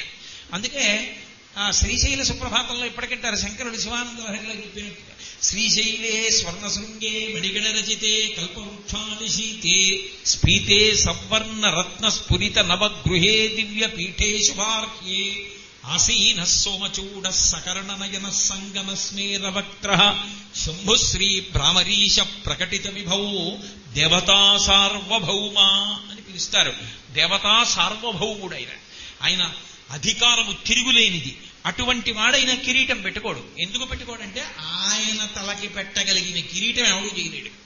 కపర్దీ అంత పెద్ద జుట్టు, అంత పెద్ద జుట్టు ముడేసుకుని ఉంటాడు. ఆ జుట్టు ఊడి కదులుతూ ఉంటుంది. అది కదిలితే చించజ్జటామండలం మెరుపుల్లా ఉంటుంది. ఎందుకు మెరుపుల్లా ఉంటుందంటే ఆయన జుట్టు నల్లగా ఉండదు. ఆయన జుట్టుకి నలుపు లేదు, అమ్మవారి జుట్టుకి తెలుపు లేదు. ఈ రెండు విచిత్రమైన విషయాలు. ఆయన జుట్టుకి నలుపు లేకపోవడానికి కారణం లోకరక్షణం. అమ్మవారి జుట్టుకి తెలుపు లేకపోవడానికి కారణం కూడా లోకరక్షణం. అమ్మవారి నల్లని జుట్టు చూస్తే నల్లని అజ్ఞానం పోతుంది. శంకరుడి జుట్టు తెలుపు ఉండదు, నలుపు ఉండదు, ఎరుపుగా ఉంటుంది. అందుకే అరుణ జటేశ్వరుడు అని ఒక పేరైంది. జుట్టు ఎర్రగా జటలు కట్టి ఉంటుంది. కారణం ఆయన గంగాధరుడు, గంగని ధరించాడు. ఆ గంగాధరుడై ఎందుకున్నాడు అంటే భగీరథుణ్ణి అనుగ్రహించడం కోసం. లోకంలో ఎవ్వరూ చెయ్యలేని పని, చెయ్యరాని పని తాను చేశాడు. అదిగోనయా, లోకంలో శివుడు ఒక్కడే పట్టగలడు. ఆయన తప్ప పట్టగలిగిన వాడు లేడు. ఆయనని శాసించడం నా వల్ల కాదు, పో శివుణ్ణి వేడుకోమన్నాడు భగీరథుణ్ణి బ్రహ్మగారు. మళ్ళీ వెళ్ళి తపస్సు చేశాడు. ప్రత్యక్షమై వెంటనే అనుగ్రహించాడు. శిరసా ధారయిష్యామి శైలరాజ సుతామహం అన్నాడు. నేను పడతానయా గంగనన్నాడు అని. రంగతుంగ తరంగ సంఘములతో రంజిల్లు ఘోషంబుతో బంగారంబగు పొంగుతో నురగతో పువ్వాట తుంపర్లతో భంగుల్ సల్పుతు జంఘలించుతు రభోభాగము నుండి జారం గంగమ్మను దల్చితే శిరమునన్ రంజిల్లుతున్ శంకర. ఆ గంగ ఆకాశం నుంచి పడుతున్నప్పుడు జటాజూటంలో పట్టాడు. ఆ గంగ ఎప్పుడు ఆయన జటాజూటంలో తిరుగుతుంటుంది. అందుకే జటాటవీగల జల ప్రవాహ పావిత స్థలే గళేవలంబ్యలాంబితాం భుజంగ తుంగమాలికాం ఢమఢమఢమఢమం నినాదమడ్డవన్వయం చకార చండ తండవం తనోతున శివ శివం జటాకటాహ సంభ్రమ భ్రమన్ని నింప నిజ్జరీ విలోల వీచి వల్లరీ విరాజమానముద్ధని ధగద్ధగద్ధగద్ధగజ్జలల్లలాట పట్టపావకే కిశోర చంద్రశేఖరే రతి ప్రతిక్షణం మమ అంటాడు రావణుడు. ఓ కొండలో నీళ్లు పెట్టుకుని తల మీద తిరిగితే నీళ్లు ఎలా తిరుగుతాయో ఆయన తాండవం చేస్తుంటే ఆయన జటాజూటంలో గంగలా తిరుగుతుంటుంది. నిరంతరము గంగ ఉన్న కారణం చేత జుట్టు ఎర్రపడి ఎర్ర జటలతో ఉంటాడు. తడిసిపోయిన జుట్టు వల్ల కాదు, ఆ గంగకు ఒక లక్షణం ఉంది. గంగ తనంత తానుగా పాపములు పోగొట్టగలిగిందా, గంగ శివుడికి తగలడం వల్ల పాపములు పోగొట్టగలిగిందా అంటే గంగ శివశరీరమునకు తగిలింది కాబట్టి అంత శక్తి వచ్చింది. నే చెప్పలా, వాల్మీకి మహర్షి చెప్పారు. భవాంగపతితంతోయం పవిత్రమితి పస్పృశు అన్నారు. భవుడు అంటే పరమశివుడు. నమో నమ భవాయిత అని లేదు రుద్రాధ్యాయంలో. ఆ భవుడైనటువంటి పరమశివుని యొక్క శరీరమునకు తగిలి కింద పడింది కాబట్టి గంగకంత శక్తి వచ్చింది. ఇప్పుడు ఆ గంగకు ఎంత శక్తి అంటే స్నానం చేయక్కర్లేదు.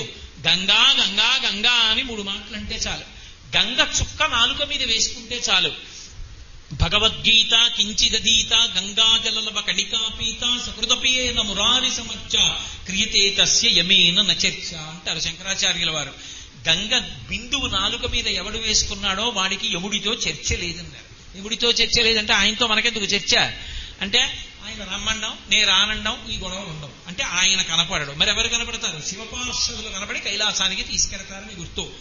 అంత శక్తి గంగకి ఎక్కడి నుంచి వచ్చింది అంటే భవాంగపతితంతోయం పవిత్రమితి ప్రస్పృశో, పరమశివుని శరీరానికి తాకింది కాబట్టి గంగమ్మకి అంత శక్తి వచ్చింది. అటువంటి గంగ ఎప్పుడూ ఆయన తల మీద ఉంటుంది అన్న మాటకు అర్థం ఏమిటంటే ఆ గంగ మామూలు గంగ కాదయా, అది జ్ఞానగంగ. జ్ఞానము ప్రవాహము. అన్నిటికన్నా అధమాధమైన గుణం ఏమిటంటే తన విద్య యందు తనకి ఏ కారణము చేత లోభము కలగకూడదు. నాకింత తాంబూలం ఇస్తేనే చెప్తానండి అని కానీ, అబ్బా ఇప్పుడెక్కడ చెప్తాను ఏంటని కానీ అనకూడదు.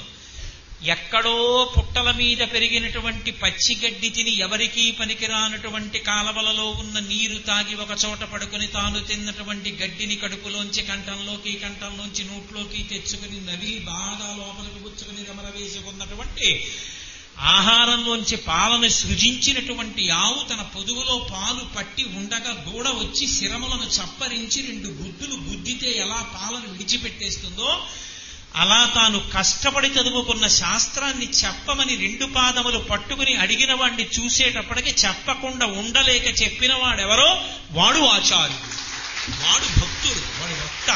వాడికి లోభం లేదు, నేను ఎందుకు చెప్పాలని లేదు, చెప్పడం ప్రయోజనం అని చెప్పేస్తాడంతే. మేఘం తన దగ్గరున్నదంతా వర్షించేసి తెల్ల దూదిపించైపోయి గబగబా వెళ్ళిపోయినట్టు తాను నేర్చుకున్నదంతా చెప్పేసి సంతోషంగా వెళ్ళిపోతాడు. అయ్యో నేను చెప్పేశానే అన్న భావనే ఉండదు, అమ్మయ్య చెప్పేనే అని సంతోషంగా వెళ్ళిపోతాడు. కాబట్టి తన విద్య యందు తనకి మోహం ఉండరాదు. అలా విద్య యందు మోహము లేకుండా చెప్పిన వాడెవరో వాడి వలన జ్ఞానము ప్రవహిస్తుంది. అలా జ్ఞానము ప్రవహింపచేసిన గురువులలో మొదటి గురువు ఎవరంటే పరమశివుడు. ఎప్పుడు అలా వచ్చాడు అంటే కపర్దినేచ జ్ఞానగంగాధరుడై యుక్త కేశాయచ, బోడిగుండుతో ఉంటే జ్ఞానప్రవాహం చేశాడు. ఎక్కడ? శంకర భగవత్పాదాచార్య స్వామిగా వచ్చినప్పుడు సన్యాసి రూపం కాబట్టి గుండు, ఆ బోడిగుండుతో ఉండి భారతదేశం నలుచెరగులా 3 మార్లు పర్యటించి ఎక్కడో ముక్వామౌనం వట విటపినో మూలతో నిష్పతంతి శంభోర్మూర్తిశ్చరతి భువనే శంకరాచార్య రూప. దక్షిణామూర్తిగా పెద్ద జటాజూటంతో తాను వటవృక్షం కింద కూర్చుంటే మౌనవ్యాఖ్యా ప్రకటిత పరబ్రహ్మతత్వం యువానం వర్షిష్టం తేవ సదృశిగణై అమృతం బ్రహ్మనిష్టై ఆచార్యేంద్రం కరకలిత చిన్ముద్రమానందరూపం స్వాత్మారామం ముదితవదినం దక్షిణామూర్తి మీడే. ఇలా చిన్ముద్ర పట్టి కూర్చుంటే సనకసనందనాథులకు అర్థమైంది. ఈ యుగంలో మనకేమర్థం అవుతుంది? మనకు అర్థం కాదని ఆ మర్రి చెట్టు కింద కూర్చున్నటువంటి పెద్ద జటాజూటం పెట్టుకున్నటువంటి కపర్ది అయిన పరమశివుడు ఎవరున్నాడో ఆయనయే మౌనాన్ని విడిచిపెట్టి ఈ భూమండలమంతా 3 మాటలు పాదచారి అయి పర్యటించి వేద వ్యతిరేకమైన వాదనలు ప్రబలితే వాటిని ఖండించి సనాతన ధర్మ ప్రమాణములు మళ్ళీ నిలబెట్టాడు. ఆ శంకరాచార్యుల వారిగా వచ్చిన వాడు శంకరుడే. అందుకే మిగిలిన ఏ సన్యాసి పేరు చూడండి, సన్యాస పూర్వం ఒక పేరు ఉంటుంది, సన్యాసం తీసుకున్నాక వేరు పేరు ఉంటుంది. పుట్టిన తర్వాత తల్లిదండ్రులు పెట్టింది, సన్యాసం ఇచ్చిన తర్వాత గోవింద భగవత్పాదులు ఉంచింది కూడా శంకరాచార్యుల వారి పేరు. ఎందుకని అంటే శంకరుడు వచ్చాడు కనుక ఆ పేరు మార్చలేదు గోవింద భగవత్పాదులు కూడా. అటువంటి శంకర భగవత్పాదులుగా ఈ భూమండలం మీద తిరిగినటువంటి ఆచార్య స్వరూపం ఏది ఉన్నదో అది యుక్త కేశాయచ. ఒక్క శంకరుడి జుట్టుకంత గొప్ప శక్తి ఉంది. శంకరుడి జటాజూటాన్ని తెలుసుకొని కపర్ది కపర్ది కపర్ది అని 3 మాటలు చెప్పి సర్వదా సర్వదేశేషు పాతుత్వాం భువనేశ్వరి మహామాయా జగద్ధాత్రి సచ్చిదానందరూపిణి అనుకుని బయలుదేరితే తీర్థయాత్రలు సఫలీకృతములవుతాయి. ప్రమాదాలు జరగడం, లేకపోతే అనారోగ్యం రావడం, యాత్ర పూర్తవకుండా ఇంటికి వెళ్ళిపోవడం, దుర్వార్తలు వినడం, దొంగతనాలు జరగడం ఇలాంటివి లేకుండా క్షేమంగా తీర్థయాత్ర చేసి పుణ్యాన్ని మూట కట్టుకుని వెనక్కి రావాలి అంటే కపర్దీ స్వరూపానికి నమస్కారం చేయమని చెప్పారు. ఆ జటాజూటం అంత గొప్పది. కిరీటము లేని సార్వభౌముడు. ఆ జుట్టు చేతనే ఆయన సార్వభౌమత్వం. ఆయన జుట్టు ఎంత ఉంటుందని అడిగారు. వ్యోమవత్యప్తదేహాయ దక్షిణామూర్తయే నమః. ఆకాశం అంత నిండిపోయి ఉంటుంది ఆయన జటాజూటం. అందుకే దానికి కిరీటం ఎవడు పెడతాడు? అందుకే శంకరులు అన్నారు, వస్త్రోద్ధూత విధౌ సహస్రకరత పుష్పార్చనే విష్ణుత అన్నారు. ఈశ్వరా, మీకు నేను పంచల్చాపు ఇవ్వనా? నాకు కూడా సూర్య భగవానుళ్ళ 1000 చేతులు పంచె కడతానన్నారు. ఆయనకి పంచె నీసేవాడెవడ, ఆయనకి కట్టేవాడెవడ? అంతా ఆయనే నిండి నివిడీకృతం అయిపోతే ఈ బ్రహ్మాండములన్నీ శివుడైపోతే ఆయనకి పంచెవరుడు నేస్తాడు, ఎవడ కడతాడు? 1000 చేతులుంటే పంచె కట్టగలనేమో. కాబట్టి నన్ను విష్ణువుని చెయ్యి, అప్పుడు నన్ను సూర్యుణ్ణి చెయ్యి, చేస్తే నీకు పంచె కడతా. నీకు పూజ చేయాలంటే అంతటా నిండిన వాడికి పూజ ఎక్కడ చేస్తాను? నన్ను విష్ణువుని చెయ్యి, అంతటా నిండుతాను కాబట్టి వేస్తా మారేడు దళాలన్నారు. అంటే ఆ శివస్వరూప వైభవం అటువంటిది. చెంచజ్జటామండలం భక్త నృత్య మయూరమద్రి నిలయం చెంచజ్జటామండలం శుభో వాంఛతి నీలకందర సదా సప్తం మే మనశ్చాతక. చాతక పక్షి ఒక్క మేఘాన్నే ఎలా నమ్ముకుని దాహం తీర్చుకుందో అలా శంకరా, నేను చాతక పక్షినై, మీరు మేఘమైతే కేవలం మీ కారుణ్యధారలను త్రాగి మాత్రమే బ్రతకగలిగినటువంటి భక్త చాతక పక్షినై నేను ఎదురు చూస్తున్నాను అంటారు శంకరాచార్యుల వారు. పరమశివ స్వరూపం అంటే రుద్రాధ్యాయం అంటే అంత గొప్పది. అభిషేకము చేత శివలింగం చల్లబడుతుంది. ఆ రుద్రస్వరూపమే వచ్చి ఏమైనా తినాలి అంటే ప్రత్యక్షంగా యాగమొక్కటే దానికి మార్గము. హవ్యవాహనుడి ద్వారా, హవ్యం అంటే దేవతలకు వెడుతుంది, కవ్యం అంటే పితృదేవతలకు వెడుతుంది. హవ్యం వహతి దేవానాం కవ్యం కవ్యాసినామపి పాకంచ కురుతే వహ్ని శంకరస్యైవ శాసనాత్ అని లింగపురాణం. అగ్నిహోత్రుడు హవ్యాన్ని దేవతలకు ఎందుకు తీసుకెడతాడంటే శివుని యొక్క ఆదేశం తీసుకెళ్లమని. హవ్యవాహనుడు పట్టుకుని తీసుకెడితే అది మంగళప్రదం, దేవతలు తింటారు. అటువంటి లోకములకంతటికీ తండ్రి అయినటువంటి రుద్రుడు ఒక ప్రాంగణంలోకి వచ్చి కూర్చుని ఇచ్చిన హవిస్సుని ఇలా పుచ్చుకొని నోట్లో వేసుకోవాలి అంటే యాగం చెయ్యాలి. ఆ యాగం చేసేటప్పుడు చూస్తే చాలు, ఎందుకో తెలుసా, ప్రాంగణంలో కూర్చుంటే చాలు. కారణం రుద్రస్వరూపం అక్కడికి వస్తుంది, వచ్చి తింటుంది. తింటున్నప్పుడు దానికి ఒక లక్షణం ఉంటుంది. దేవతలు ఎప్పుడైనా ఎక్కడికైనా రావాలి అంటే ఒకే ఒక్క కారణానికి వస్తారు. మీరు యాగం చేస్తే వస్తారు. యాగమనందు అంతర్భాగం హోమం. హోమము అని ఎప్పుడు పిలుస్తారంటే అక్కడ పెట్టినటువంటి హోమ కుండంలో అగ్నిహోత్రాన్ని వేల్చి ఆ జ్వాల పైకి లేవాలి. ఆ లేచినటువంటి జ్వాలలో హవిస్సుని స్వాహాకారంతో ఇవ్వాలి. అది కూడా రుద్రమంత్రాన్ని, రుద్రాధ్యాయంలో ఉన్న మంత్రాల్ని ఎక్కడెక్కడ ఆపి స్వాహా చెప్పాలో అక్కడక్కడ స్వాహా చెప్పాలి. నమకం చెప్పేటప్పుడు తేలిక, ఎక్కడో అక్కడ నమః దగ్గర స్వాహ వస్తుంది. ఒక్కొక్కసారి ఒక నమః దగ్గర ఇంకొక నమః దగ్గర స్వాహ చెప్పిన పెద్ద దోషం వచ్చి చమకం దగ్గర స్వాహ చెప్పడం చాలా కష్టం. ఎందుకంటే అభిషేక మంత్రానికి అలవాటు అయిపోతే చమకం తిన్నగా వెళ్ళిపోతుంటుంది. స్వాహ చెప్పి మళ్ళీ చమకం ఎక్కడ వదిలేడో అక్కడ మళ్ళీ పట్టుకోవాలంటే ఒక్కొక్కసారి చిన్న తేడా వస్తుంది. ఇవాళ కూడా ఒక శిష్యుడు వంక చూశారు దత్తు, ఆ పిల్లాడి వంక చూశారు చిట్ట చివరికి వచ్చేటప్పటికి. నేను అన్ని చాలా నిశితంగా గమనిస్తూ ఉంటా. ఎందుకంత బాగా గమనించానంటే అంతా బాగా చెప్పారు, ఇవాళ అద్భుతంగా చెప్పాడు. నేను నా జీవితంలో మర్చిపోయాను, అంతా బాగా చెప్పాడు. అస్వాహ అన్నప్పుడు అగ్నిహోత్రుడు తీసుకుంటాడు. తీసి మనం ఇస్తే తీసుకోరు దేవతలు, రుద్రుడికి ఇస్తాడు. అప్పుడు రుద్రుడు ఎక్కడున్నాడు? కైలాసానికి పట్టుకెళ్ళి ఇవ్వడు, ఇక్కడికి వచ్చి కూర్చుంటాడు. ఆయన కూర్చుంటే ఆయన చేతిలో పెడతారు, పెడితే ఆయన నోట్లో వేసుకుంటాడు. ఆ ప్రాంగణంలో కూర్చున్న ప్రదక్షిణం చేసిన దేవతలకు ఒక లక్షణం ఉంటుంది. వాళ్ళు వెంటనే ఎవరెవరు కూర్చున్నారో వాళ్ళందరి కోరికలు తీర్చేస్తారు.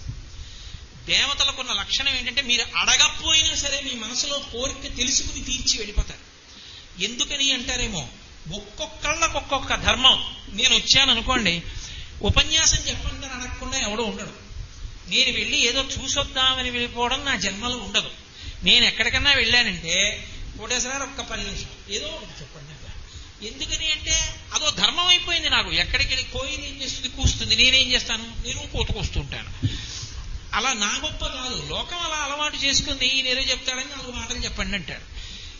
దేవతలకు ఒక అలవాటు ఉంది. దేవతలు ఏం చేస్తారంటే ఎక్కడికైనా వెళితే అక్కడ ఎవరున్నారో వాళ్ళ కోరికలు తీరుస్తారు తప్ప వాళ్ళు వెళ్ళి చూసి కోరిక తీర్చకుండా వెళ్ళరు.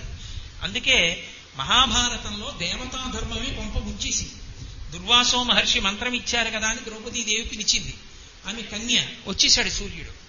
నువ్వు పిలిచావు, వచ్చాను, ఏదో ఒకటి తీర్చకుండా వెళ్ళను, నువ్వు ఏదో ఒకటి అడుగన్నాడు. నాకేం వద్దు, ఏం వద్దంది. నువ్వు పిలిచినప్పుడు బాలసూర్య మండలాన్ని చూసి ఇలాంటి కొడుకుంటే అన్నావు, ఇచ్చేస్తానని ఇచ్చెళ్ళిపోయాడు. ఎందుకని? అది దేవతల లక్షణం. అందుకే యాగం జరుగుతోంది అంటే వెళ్ళి తప్పకుండా కూర్చోవాలి. నేను ఒక మాట అంటే మీరు బాధపడకండి.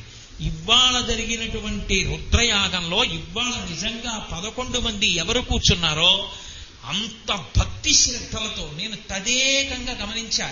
ఎవరైనా తొట్టుపడతారా అని.